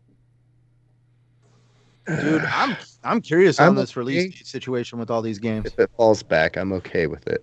Mm-hmm. Yeah, same here. Like, I want, trust me, but I'm all right with it. It just not a year. It would be ideal. A couple months I could probably handle. yeah, true. Well, I mean, I'm pretty hopeful too. Like, the more that you guys talk about, the more I'm excited about it, and then just seeing the gameplay, like, I can't believe how much detail and color and just how vibrant everything is. It looks phenomenal. The animations, character models, and just like the kind of creativity. It sounds like you can really do a lot of, I don't want to say customization, but you can like kind of alter the environment in certain ways, like different aspects of the city too. Like that's just what I gathered from the trailer. But overall, I mean, it looks like one hell of a game. The fact that you haven't played the first game, in the first game you start off using decoys, but by the time you're done, you're pretty much rigging up decoys on cars that are rigged to explode, and you're just setting up these elaborate freaking ways of just to craft the biggest amount of carnage you can. By the time you're fucking all built up, dude. By the time you're all built up, you're walking out at midnight, getting up on a tight wire above everything, just hammering off rounds into the air to attract as much BS as you can. Yep. It's fucking awesome. It's a good feeling too. Once you slowly start upgrading, you get a little ballsier and a little ballsier. It'll bite in the ass here and there, but oh, dude, it's so fun. Yep, I'm definitely playing it again. Definitely check it out soon. All right. So you should probably just get it, dude. It's worth it. It is worth every minute of your time. Damn. All right. Well, I may have to bite into this one. You guys I'll be are absolutely honest, man. Biomutant is a great game. I know that's on your radar, but I know Dying Light would be a much cheaper purchase, and I think you would freaking hands down enjoy Dying Light. Well, I'm not saying Biomutant's a bad game. I'm just saying Biomutant will be there waiting for you, but Dying Light, compare the two experiences, I would play Dying Light. Especially for as much content as there is so far that they've built up for it. Yeah. Well, God, there's so if you think about it, I have to do a wait and see since I will be starting to play Necromunda Hired Gun as of tomorrow. But hey, I will keep that on my radar. It might be my next summer game. So you guys are bad influences, geesh, but in a good way. Okay, well, I think we'll move on to some other bits of news. And actually, this one's going to be more Xbox specific topic-wise.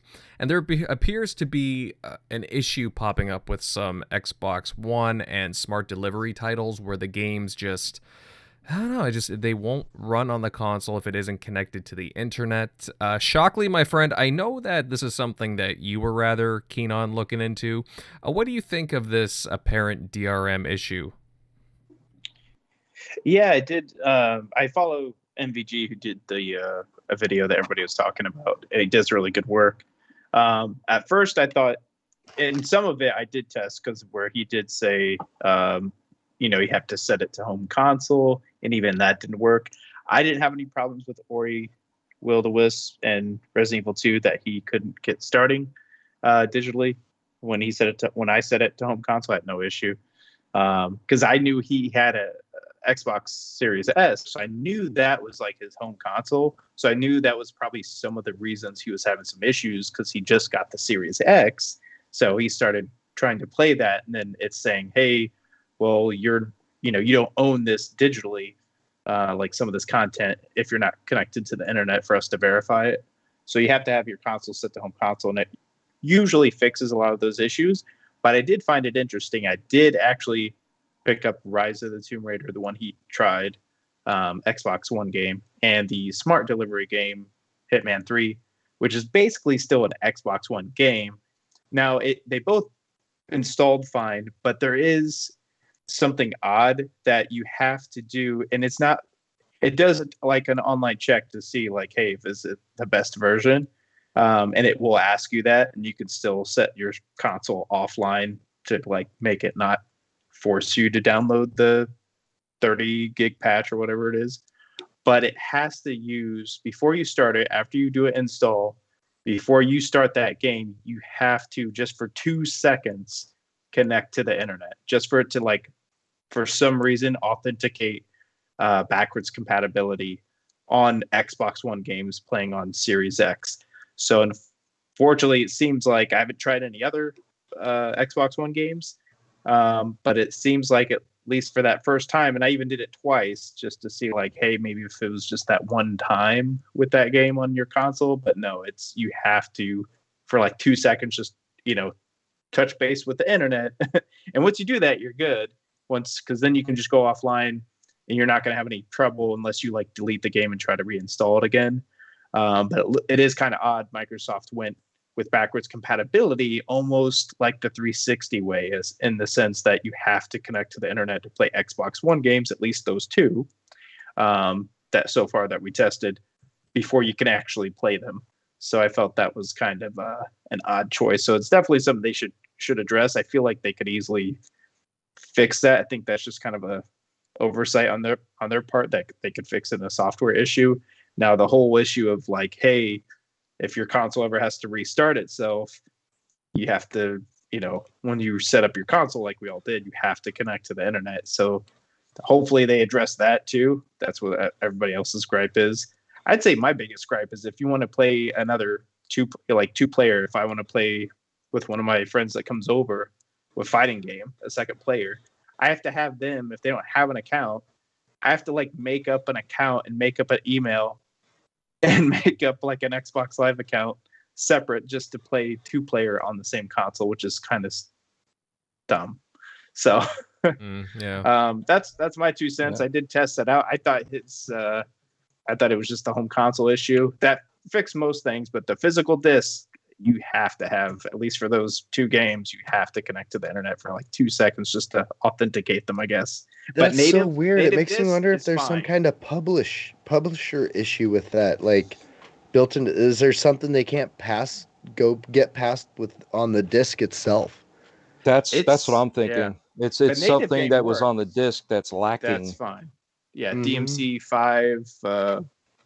The remastered or whatever edition, the ultimate special edition, since it was a native Series X game, it wasn't an Xbox One game or smart delivery, that worked fine, and you'll install it. You don't have to connect to the internet. So after a couple of years, all of this will be kind of behind us. But yeah, if you want to play any of your backlog, like they said, if the servers were to go down, now Xbox or Microsoft's a software company, they still authenticate my Windows or not Windows, but Office 2010 Professional, they still authenticate that. So they're a services-based company. The whole reason is they're going to sell you services. They want you to keep you engaged. The likelihood that they're going to drop that, probably not going to happen. They even went back. And if you tried to buy a 360 game on the store where you had to do that stupid thing where it would tell you the price and you had to go to you couldn't easily buy it real quick. Well, it was a pain in the ass.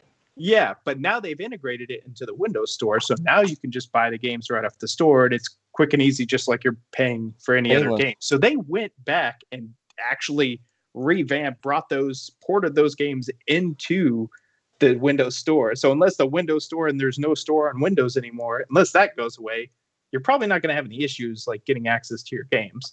Whereas we saw, the Wii from that era of 360, they already kicked that bucket, and then you already saw Sony, they almost kicked the bucket on the PS3, leaving 360 the only one still standing, would have been.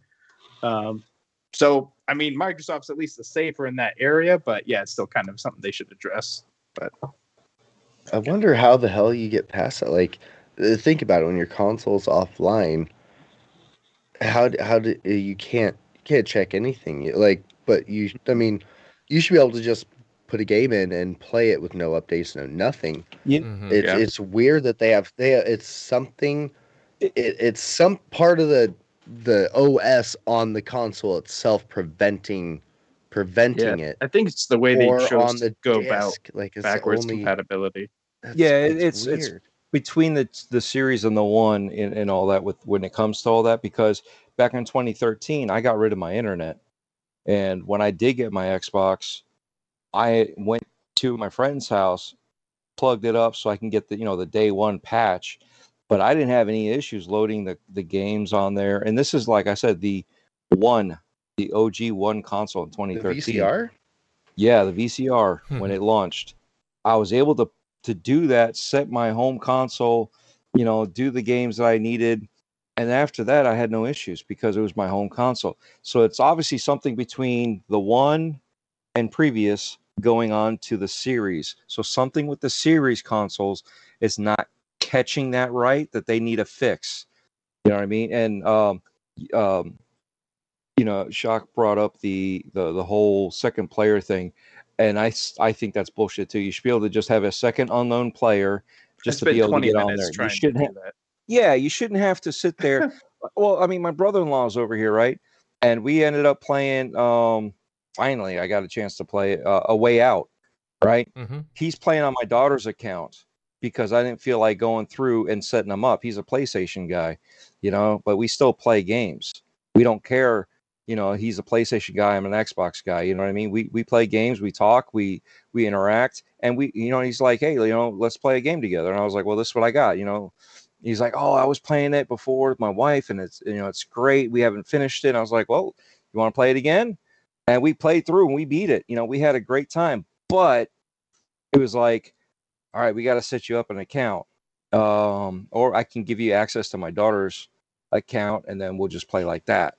Yeah, see, I and I solved mean, that that's issue by just creating a guest yeah. account. That's what I do right. now. Like right out of the Didn't it gate. do that by default You on the shouldn't Xbox have to, One? but Didn't it just give you a guest option? I could have sworn. Before it did, you could it would put just your play gamer as tag guest. in a 1 in parentheses. That's Right. what I thought. After it. Yeah. Well, now, granted that, the convenience wise, it would be nice if it just kind of carried forward with everything. But at the same time, you make one random bogus account, you take 5 minutes making it and you never have to think about it again. However, that email shuts down if you don't log into it periodically. Because if you don't log into it after a certain amount of time, they get rid of it. So then what? What do you do? How do you retrieve that when it's gone now? So that's the You BS make part another of one in 5 years. Exactly. But yet again, Every every so often you're going to have to go back in there, and Yeah. anything that you would have got free on that account is gone. Yeah, True. maybe if we have I forget his name, one that's really on the hardware side. It's too bad we didn't have him Jason upcoming. Ronald? No, one of the other guys that made the headset. David Preen? Yeah, David. Yeah, that's what I was gonna say, but I thought I was gonna mix up the name. But yeah, that would be great if we, great question to ask him in the sense, because it seems like just a complete oversight. Maybe they just didn't catch it, which would be weird because they do extensive tests. But if you think about it, I get the reason why you need to do that with the 360. Download the game because it's not reading that disc. So because it's not proper backwards compatibility, it's emulation. But in this case, the data it is installing from the disk, and I hear it's spinning the disk, reading all the data. It's there. So I don't know why you'd have to authenticate just for 2 seconds of internet connectivity. If the it's not disc like in that hand disc is has proving someone that you else's have name on so it. there's no getting around it unless someone cracked how to copy those games on a Blu-ray. No one's done that yet. So, but that's proving you have it. So why it would have to? The system couldn't just say, "Oh yeah, that's the game, cool," and authenticate Makes it. me Like wonder my if Sega something Saturn leaked does through that. from Authenticates the 2013. disc and knows See, you got it. They're bullshit. This DRM is policies the they stuff tried we to end implement. up with because of piracy. You know what I mean? Mhm. They do all this extra stuff to go over. Remember But when they used to that's- have the DRM on the PC games, and the games would take like 20 minutes to load, and once they removed that, once that DRM was hacked, they'd remove it from the game. The game would pop up within seconds. You know what I mean? So it's part of it is the piracy part. You know what I mean? And I get it. You know, you don't want to pay full price for these games. So, you know, you do what you can to cheat the system, but then because people are cheating the system, they got to jack up the price. It's like a never ending battle, no matter which way you go, you know, no matter which side you're on. But this is the stuff that's going to happen. And this is what I'm saying. Pretty soon, we're going to be streaming these games. And why are we streaming these games? Because you can't hack into their servers to do all this stuff. You're going to still be able to hack certain amount of I don't even think anyone's of cracking details. these games. Like I don't see them on. We don't like see it the as Switch. we don't see You it as those Switch prevalent games anymore. on the PC, and before it even releases, the game's already leaked, and you're playing this using the Switch emulator on the PC before Switch players can actually play it. Like I don't know how they're cracking those things so quick, but I don't know any. I've never heard of anybody like actually, you know, getting the game from the disc from like the Xbox or Xbox One disc, but. I don't know. That are actually burning. Yeah, I'll just keep quiet. I'll just keep quiet. How's that? Well, I mean, in the sense that someone's actually spending money. No one's buying. It's not like back where everybody just had a bunch of CDs because they were burning music so much that it made sense to like, yeah, let me burn the Dreamcast game on this CD. It made sense because you had a stack of them. But no one has a stack of Blu-rays where they're like, hey, I'm going to spend a couple hours or however long it takes to burn 40, 50 gigs on a Blu-ray to put it back to it. No one's going to. You're also talking about guys that do emulation, right? Yeah. So think about that. They're not doing the discs. They're just getting the ROMs. They're getting the information and then playing it from there. So, but then they don't force you to do that. If it's a native Series X game, it doesn't do any of that. You could do it offline with after that initial one setup that you did to start the console on launch day. You had no issue with the native Series X game if you never turn it back on. It's for some reason as long as it's your home. As long as it's your home, it's like Xbox. A software issue that it was an oversight. It's just treating backwards compatible games that aren't native, just like everything, like OG 360 and now Xbox One. It's just like, oh, we're just going to do the same authentication just by default. That's what I see. said. I'm wondering if there's something wrong when they were trying to they're moving everything forward. It somehow got lost in this weird limbo between old back compat games and last gen back compat games. Yeah, you got to remember there's how many games out there, right? Xbox got no games, but there's a ton of games to sit there and code for. Not let alone you're coding for different platforms onto the series consoles. So, and each series console is different. Remember, the X is playing the X version, which is a higher resolution, and then your S is actually playing your 1S version of games, which is two different versions. So there's that complexity there. So there could be any number of things, or it could be just one little switch, right? And I'm saying a theoretical switch. It's not really that, but it could be something simple that it was an oversight, or it could be a multitude of things between, like we said earlier, between the developer putting the information minus a key feature or something like that to activate the CD. Some that kind of element in there. Yeah, something to verify online for that 2 seconds, like you mentioned. It could be anything, and unfortunately, we don't know, and it's all speculation. And MVG has my respect when it comes to a lot of the stuff, but I don't feel like he did his due diligence. I mean, you went back and you tested these things out. Also, I've seen other people on Twitter going back. Hopefully they're not lying, but they're also saying the same thing. I don't have any of these issues with these games. So I saw people like, hey, I'm going to try to start my game offline, and it was already installed. Well, at that point, you already authenticated it with the internet because it was already on there. But I went and like did the exact thing he did, like treated it like, hey, I did a hard reset on my console, and then I just made sure it wasn't connected to the internet before I did the hard reset. Put the disc in, it installed, and it gave me the same error. Both of those games.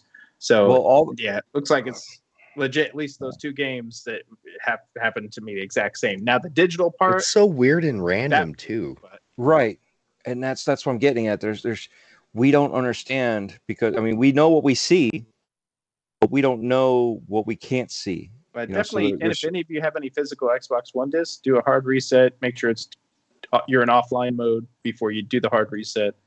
Just like hold down you don't have to do the whole actual full reset, but just do that, and then just try to stick a disc in and see what happens. At least those two games, I got it the same issue, so it might be. I'm guessing it's every Xbox One game. I wonder if something's lingering, like literally hanging on from, back when they tried to implement their super hardcore DRM policies in back in 2013 when the VCR came out. Because shit's just built still, that doesn't make forward any sense, and off of that OS. If they're going to run the same OS, and Xbox One consoles don't have any issue of playing those games in offline, it doesn't have to do the authentication, like touching base with their servers for 2 seconds. And if it's running the same operating, I know it's in the OS somewhere, is my guess. Why on my Xbox One X it didn't have the issue, but my Series X it does. That's weird. It is very fucking weird. It could be the same It instance doesn't on the make any PC sense. world where you have an NVIDIA card versus an AMD card. Yeah. Certain things will work and certain things won't, and we don't understand why. We just know it doesn't. It's very interesting listening to you guys talk about this stuff. I'm just like, it's very, I'm just listening to all this information coming out. I'm like not as hardcore into the hardware and like the that side of things, but man, oh man, getting into the details, very, very informative, guys, I gotta say.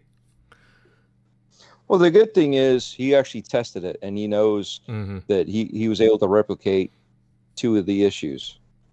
You know what I mean? But I've also seen other people saying the opposite. But like I said, I don't know how far they did what.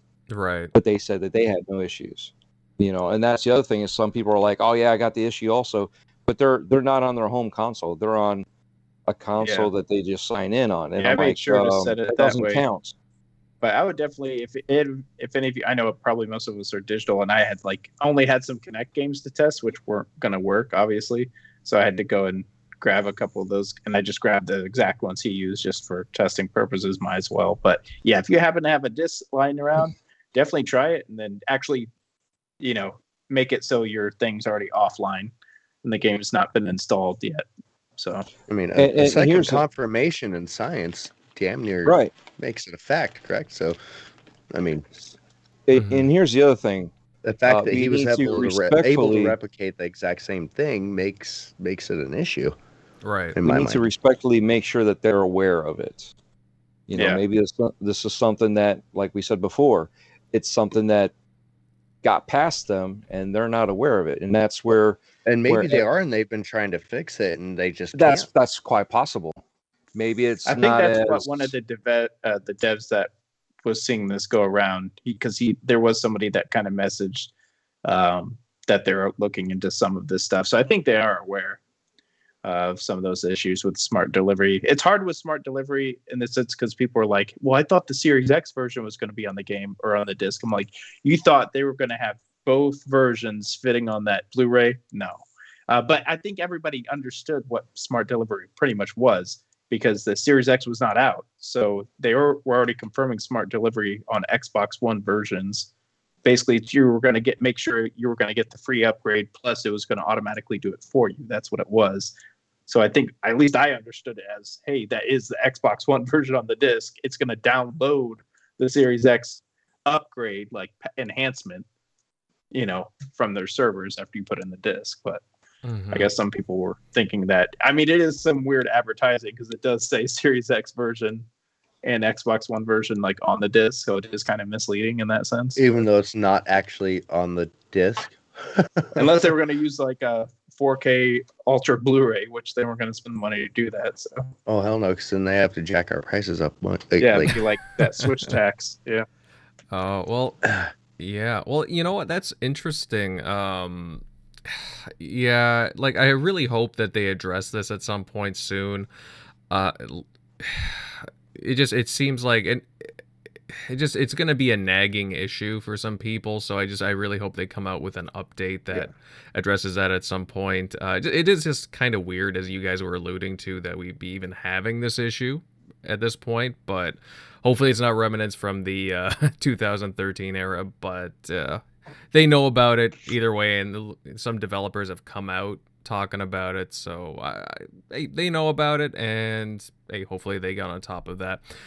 Speaking about Switch, though, onto our last topic of the evening, and there's been some interesting developments that we're starting to see some leaks regarding the new revised Nintendo Switch, and we've been hearing about this for quite a while, but now we're seeing some more juicy details drop from some more reliable sources. According to Bloomberg, and it's been kind of credited by other outlets as well, we'll be getting a new Switch Pro model very soon. It'll have apparently a 7-inch OLED screen, and we'll be able to have 4K gaming when docked in the docking station. What do you guys think of this? Does the Switch really need a revision at this point, or do they kind of need to get with the other consoles in the times? Open to anyone. They need a hardcore revision. Like things are starting to get pretty crazy. If I was them, I might actually hold off a little while just to see how far like something like ARM can go. If AMD could like just get rid of their Vega bullshit and start putting their new shit into their chiplets side by side, kind of like, what PlayStation and Series X are doing. If they can get that on a desktop, then get it into a console. Why couldn't they get it into a Switch? Right. So this thing is extremely viable as a handheld if you can make it do what people want, but Nintendo's kind of one of those that gets kind of gets in their own way as far as moving forward. So if you can dock this bitch and play 4K 30 on it on some games, that's a pretty big leap. You know what I mean? Like, and in handheld mode, I don't know. You can cram a lot of pixels into a small screen, and it's not going to be as hard to push. Right. I don't know. It needs a revision. It needs to at least come close to standing up.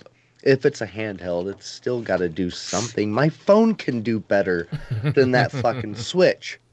Yeah, my Samsung, it's already 1440p, like OLED. Like the panel's already there. Like, yeah. Now the Switch, they're $1,000 phones, so versus the Switch. So I get that. See, and here's the funny part: the Shield is a lot stronger, and it's based on the Shield.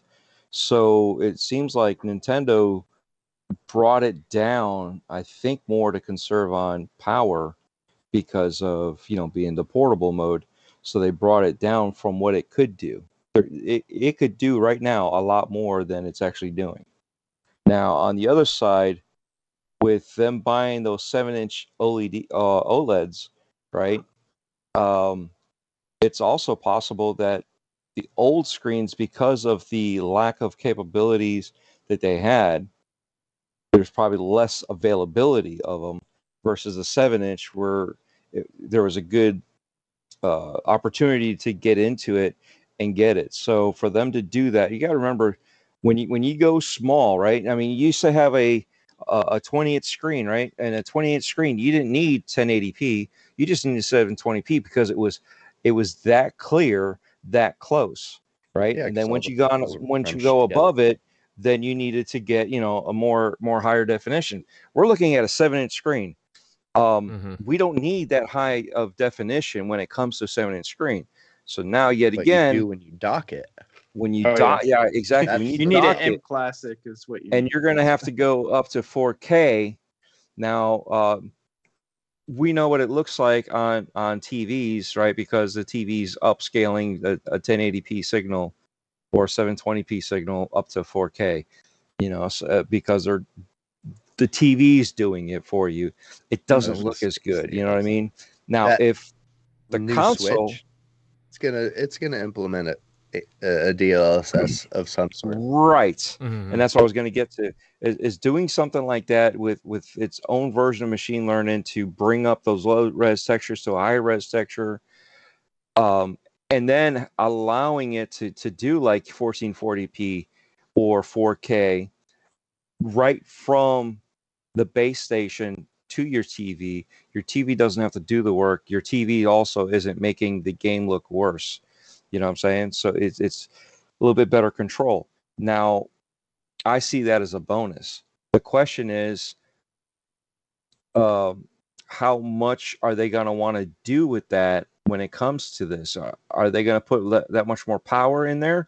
Because a lot of their games need to be backwards compatible. Because you know how Nintendo is. When they go into the next version, it's also going to run the old version. You know what I mean? We had the Advance, Game Boy, and then Game Boy Advance, and then it was a 2DS, and then 3DS, and then back down to the 2D 3DS. You know what I mean? They did all that, and then they shifted over hardcore to the Switch. And if you look at what they did with their handheld, they held on to the previous one as long as they could, but try not to hold back the newer tech. So the question is, how are they going to do this? Because this is a higher resolution setup. They are on those chips. Are those chips going to be able to hold? Which we know some chips can't. The chips can't even hold enough of the game that they're actually, some of these games they have to stream onto the console. You know what I mean? So yet again, storage is getting crazy right now. Right. Though, with its capacity. It's compression techniques, everything from the literal cells that sit on your NAND flash, like the amount in that one little tiny chiplet that used to be like, two chiplets on your one SSD would hold 120 gigs. Now you can get a goddamn half a terabyte, who knows how much, on one, like literally one 1/2 inch by 1/2 inch chiplet on a little green board. Yeah. It's fucking crazy. People don't understand how big of a deal that really is. Oh, it's a huge fucking deal. Well, I would imagine Like, too, massive. guys, that you look at third-party games, for example, right? And third-party developers, publishers, and some of the games that they're putting out, these are massive games. And like, for example, it was a miracle. It was like a work of magic that Doom, like the modern Doom games, and The Witcher 3 were and I think Wolfenstein 2 were able to get onto the Switch, just the base Switch alone. I'm still shocked that they were running on it. So props to Bethesda on that one, and CD Projekt Red. I mean, don't get me wrong. Yeah, that was madness. Like, you're not getting, obviously, like the best looking game ever. I mean, believe me, I've seen The Witcher 3 on there, and it's, I guess you could say it's passable, but in comparison to its, Have you seen Doom on there? It looks like Red Faction. Yeah. That's like these textures. You know what? Something people forget is that Nintendo is friends with NVIDIA. That's something else.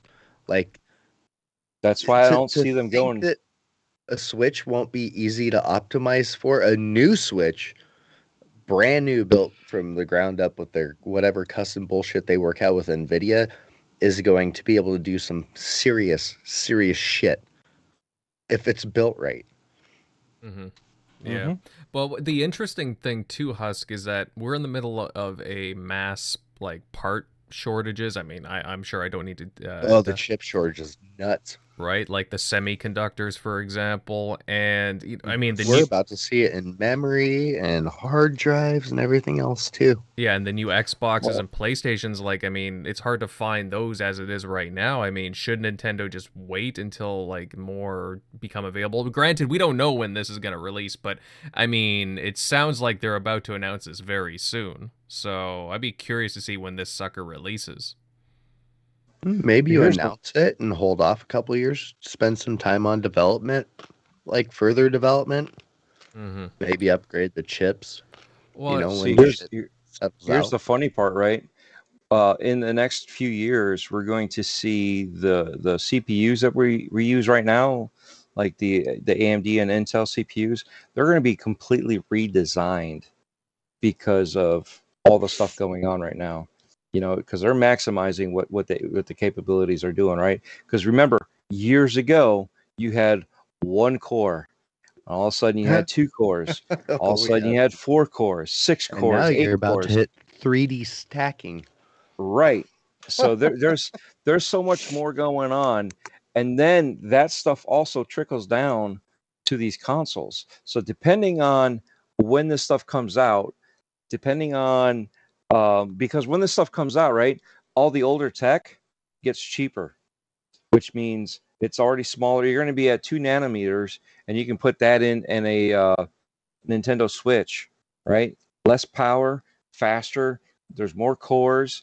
There's, you know what I mean? So there's a Hey, could lot you more imagine stuff. a 16 core Switch?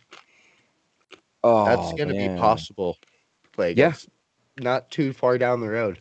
And it all depends, you know. And ARM is another contender. You know, when you're looking at the way the chips are. So, you know, you're like you mentioned earlier with NVIDIA. You know, I had mentioned that the NVIDIA Shield is basically the Switch. It's just the Switch has been toned down. Mhm. Now, if the NVIDIA Shield is that much more powerful, and we're going with something newer that's coming out now with everything that NVIDIA is doing now, you're talking. There's so much more possibilities. Yet again, also battery life. Yet again, also resolution when you're docked, the power and all that. Hopefully, they fix their Joy-Con drifts. yeah. But you know, it's just there's so much in the future of possibilities that it's exciting to see what's going on, because we know they got the 7-inch OLEDs, Mm-hmm. right? So we know that that's coming out. We know that where else are you going to put 7-inch OLED? Where? Who's got something, anything like that? Oh, wait, the Switch is the only thing like that right now. So obviously, you know that's coming for that. Now, the question is, what else are they going to do internally to do that? I mean, they've already redesigned the Nintendo Switch, 3 times? Because the first time you could hack it and then it load Android on there, right? So you can load Android and do all that with the little clothespin. And then you had this other one. So we're already like on the 3rd iteration of this model, you know, but it stayed the same form factor. Now you're going to a little bit bigger form factor. Now you could do a little bit more. There's more space. There's more stuff that they could do. A little bit bigger battery. Like we said, Right. the chips are smaller, more powerful, more everything. So it's just when and how soon we're going to be able to get it. And I don't know if 300 is going to be the same price. It might be 3 to 4 because it's going to be able to do more. So just saying, you know, keep your eyes open.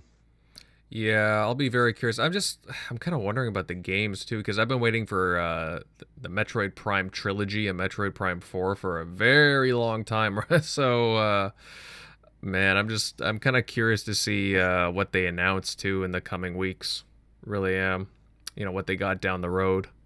So, because We need to see some Kid Icarus. that We need would, to see something like that. You know what I mean? Bring back some of those old classics. yeah, that'd be interesting. Like, I mean, from what I'm to understand, the Switch is still selling pretty well, but it's just I'm not seeing any software that I'm really interested in. Plus, they're online. Their online is still garbage. Oh, It's, their store is still just. even for $20 a year, I haven't even subscribed to their online because it's that bad. Yeah, I heard that's the worst part about the Switch is that their online shit's just a utter mess. Yeah, well, it's like each time you go onto the store, you have to log in. It's like it's just such just an elongated process, like from the other consoles. They need to modernize so badly. Yet I just don't know how they've fallen so behind.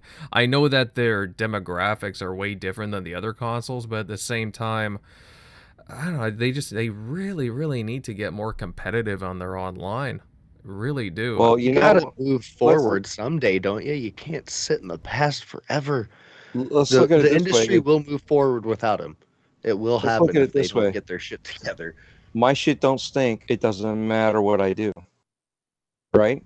Mm, So, and if that's the way they operate, because they don't operate like anybody else. They do their own thing, and you got to commend them for that on the one side, but at the other side, it's also hampered them as opposed to being a little bit more competitive and trying to fix their online, trying to do a little bit more with their DRM. You know what I mean? If they would do more, but when what they do is enough, why bother? right. That's that catch that they're at, because who in the right mind would have thought of bringing out Labo, right? And it succeeded for a period of time. Right. People bought them, and you're talking about $100 for cardboard. You could have just stenciled it yourself and cut it out, and there you go. You got your own Labo. But they did it. Nobody, if anybody else would have done, I mean, look at Connect, all right? And everybody knows I love Connect, but look at how they forced it upon you when it was the number one peripheral on the 360. They forced it upon you, and it was the most hated thing because it was snooping on you. It was doing this and doing that, but yet they do Labo, And it wasn't optional. right? Yeah. But that was where they screwed up. But they learned from it, right? They took it out and they said, well, the machine's not going to operate without it. It has to have it. And as soon as they got that kickback, they're like, all right, well, a software update, you don't have to have it. You know how many people turned in their Connects to GameStop, and other places. It was just like mass droves, like, get rid of this piece of shit. It was great Nintendo tech. needs their community to step up, or nothing will change. Right. Yeah. And that's part of it, is you can't criticize Nintendo without their community coming at you. You know what I mean? But they won't criticize Nintendo themselves. We criticize Xbox, we criticize PlayStation. We got the Amico coming out, right? And Tommy Tallarico is actually listening to everybody's criticisms, and he's like, just wait. We're listening, and they're doing what they can with, as fast as they can with the current situation. Yeah. So, and they're not trying to. They know where they're at. They know what they're there for. They're there for the family. They're not there for the hardcore like us. They're going to be playing. There are some of us. We just play games. I don't care what it is. We play games. You want to drive a car, you drive a car. You want to drive a bike, you drive a bike. You're still riding. Some people don't care if it's a trike, if it's 3 wheels, 2 wheels, whatever, a quad. They just want to get on there and not be in a cage. So it's the same difference. We all want to enjoy games, and each one of us criticize, our hobbies for, in the right way, because of, certain things. You do it in the right way, and you Because can you want get it to results. be better. That's Right. it. You're not criticizing because it's like, ho hum, look at me, da la la la la. No, it's like, look, I want this game to be better. I want my ecosystem to be better. I want where I play to be better, and no matter where I play, I want it to be great. Well, again, it's not to be So you want aggressive. that. It's not to be aggressive to the company, just being like, well, hey, this kind of isn't working. Can you guys just please listen to our feedback, and we can help make this a better product for you. But if you listen to us, Exactly. Mm-hmm. right? So that's why. And some of the companies are doing it, because we've already seen the reversal of the PlayStation 3 store not getting shut down right away. Right? We've seen what was it, Xbox Live Gold being reversed from going double back down to where it was, and also them making amends and saying, hey, look, the free to play games will be free to play, literally. Can I also throw in on that The 22 developers that made Biomutant came out and said they've taken in community feedback and they're actually making adjustments to the game's narrator and how fast the speech is delivered and stuff based on people's feedback. Oh, I've heard the narrator, like a lot of people are just hating the fuck out of it. But I'm Like- just saying it shows people listen. But that's Yeah. exactly, because And when they're they not do, like shit this works game out. is But when trash. they don't, They're like the narrator's too much. You know, there's a difference between game is trash, narrator's too much, right? People are going to listen to, hey, look, I had to turn it off, or the narrator's just too much. It was driving me crazy. They're not complaining about the game. They're just saying what the issue is. Yeah, and You know what I mean? and They're not going, oh, it's trash, and then that's it. No actual input, no actual feedback. Who's going to listen to that? Nobody. Well, it was the unique structure of the game, right? Since they decided to have, since the creatures, the way that they speak, right? They decided to go with this, they stuck to this narrator, and again, very hit or miss, right? So, it's good that they're listening to the feedback, but.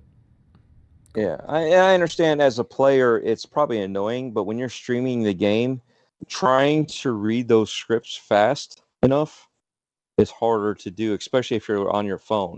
Mhm. So a narrator, when it comes to that, because of the design of what they did, a narrator when you're streaming is good to have, especially for English speakers. If you're playing the the Japanese language as the narration, and then you have the the English text, it's cool because you feel like you're in there, but you have no idea what's going on. You have no idea what he's saying. You have no idea anything. But when you have the English translation, or narration, then every 5 steps, all of a sudden he kicks in and he's like, telling you something. It's like, all right, this is irrelevant to what I'm doing. I get that, and I wholeheartedly agree. But you can also reduce the amount of narration on this game, so you can kind of control a little bit of that. But the good thing is they're still listening, even though you can do that. They're still listening and trying to figure out a way to make it more pleasurable for the player. Yeah. And that's because of good communication back to the devs. Right. Well, yeah, I mean, I'm still I'll get Biomutant at some point soon, but yeah, no, it's good that they're listening to that. Again, like as we mentioned earlier, it's really great stuff that devs are taking the time to listen to people who purchase their games, and it's a great incentive anyways for them to do that. So either way, it's a good thing. I'm glad to hear that Experiment 101 is listening to fan feedback on Biomutant. But either way, guys, with this whole Kinect thing, I'll be very curious to see what Nintendo announces in the coming weeks or so. It sounds like it's coming soon, so hey, hopefully we get a slew of new games, as well as, very curious about this hardware, as is everyone from the sounds of it.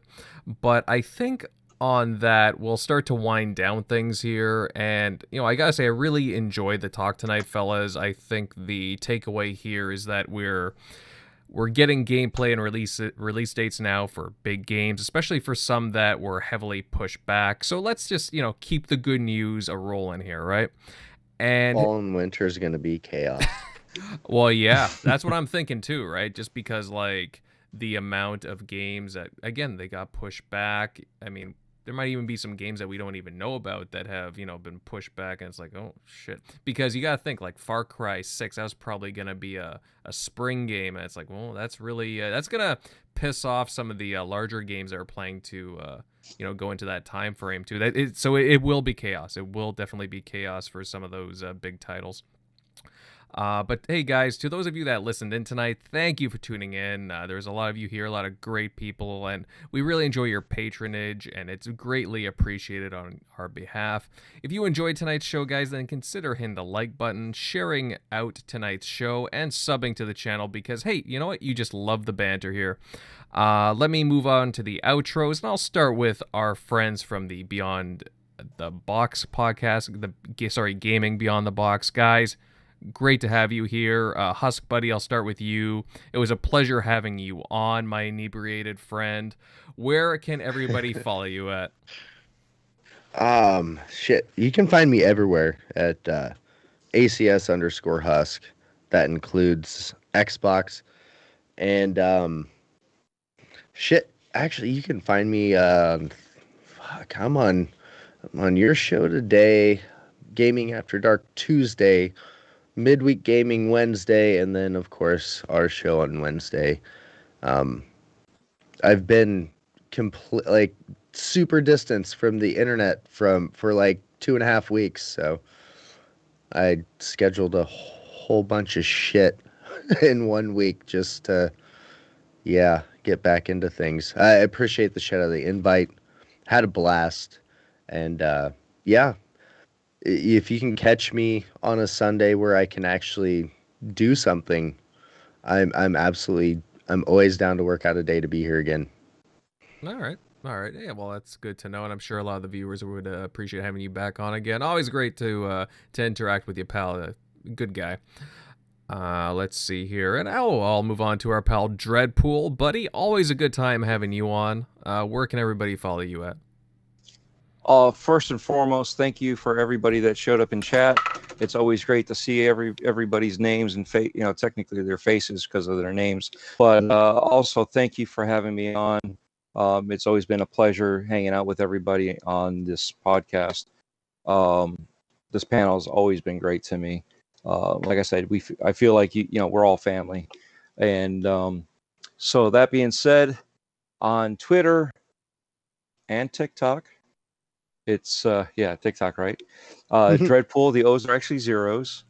YouTube and gamertag Dreadpool, all letters, all caps.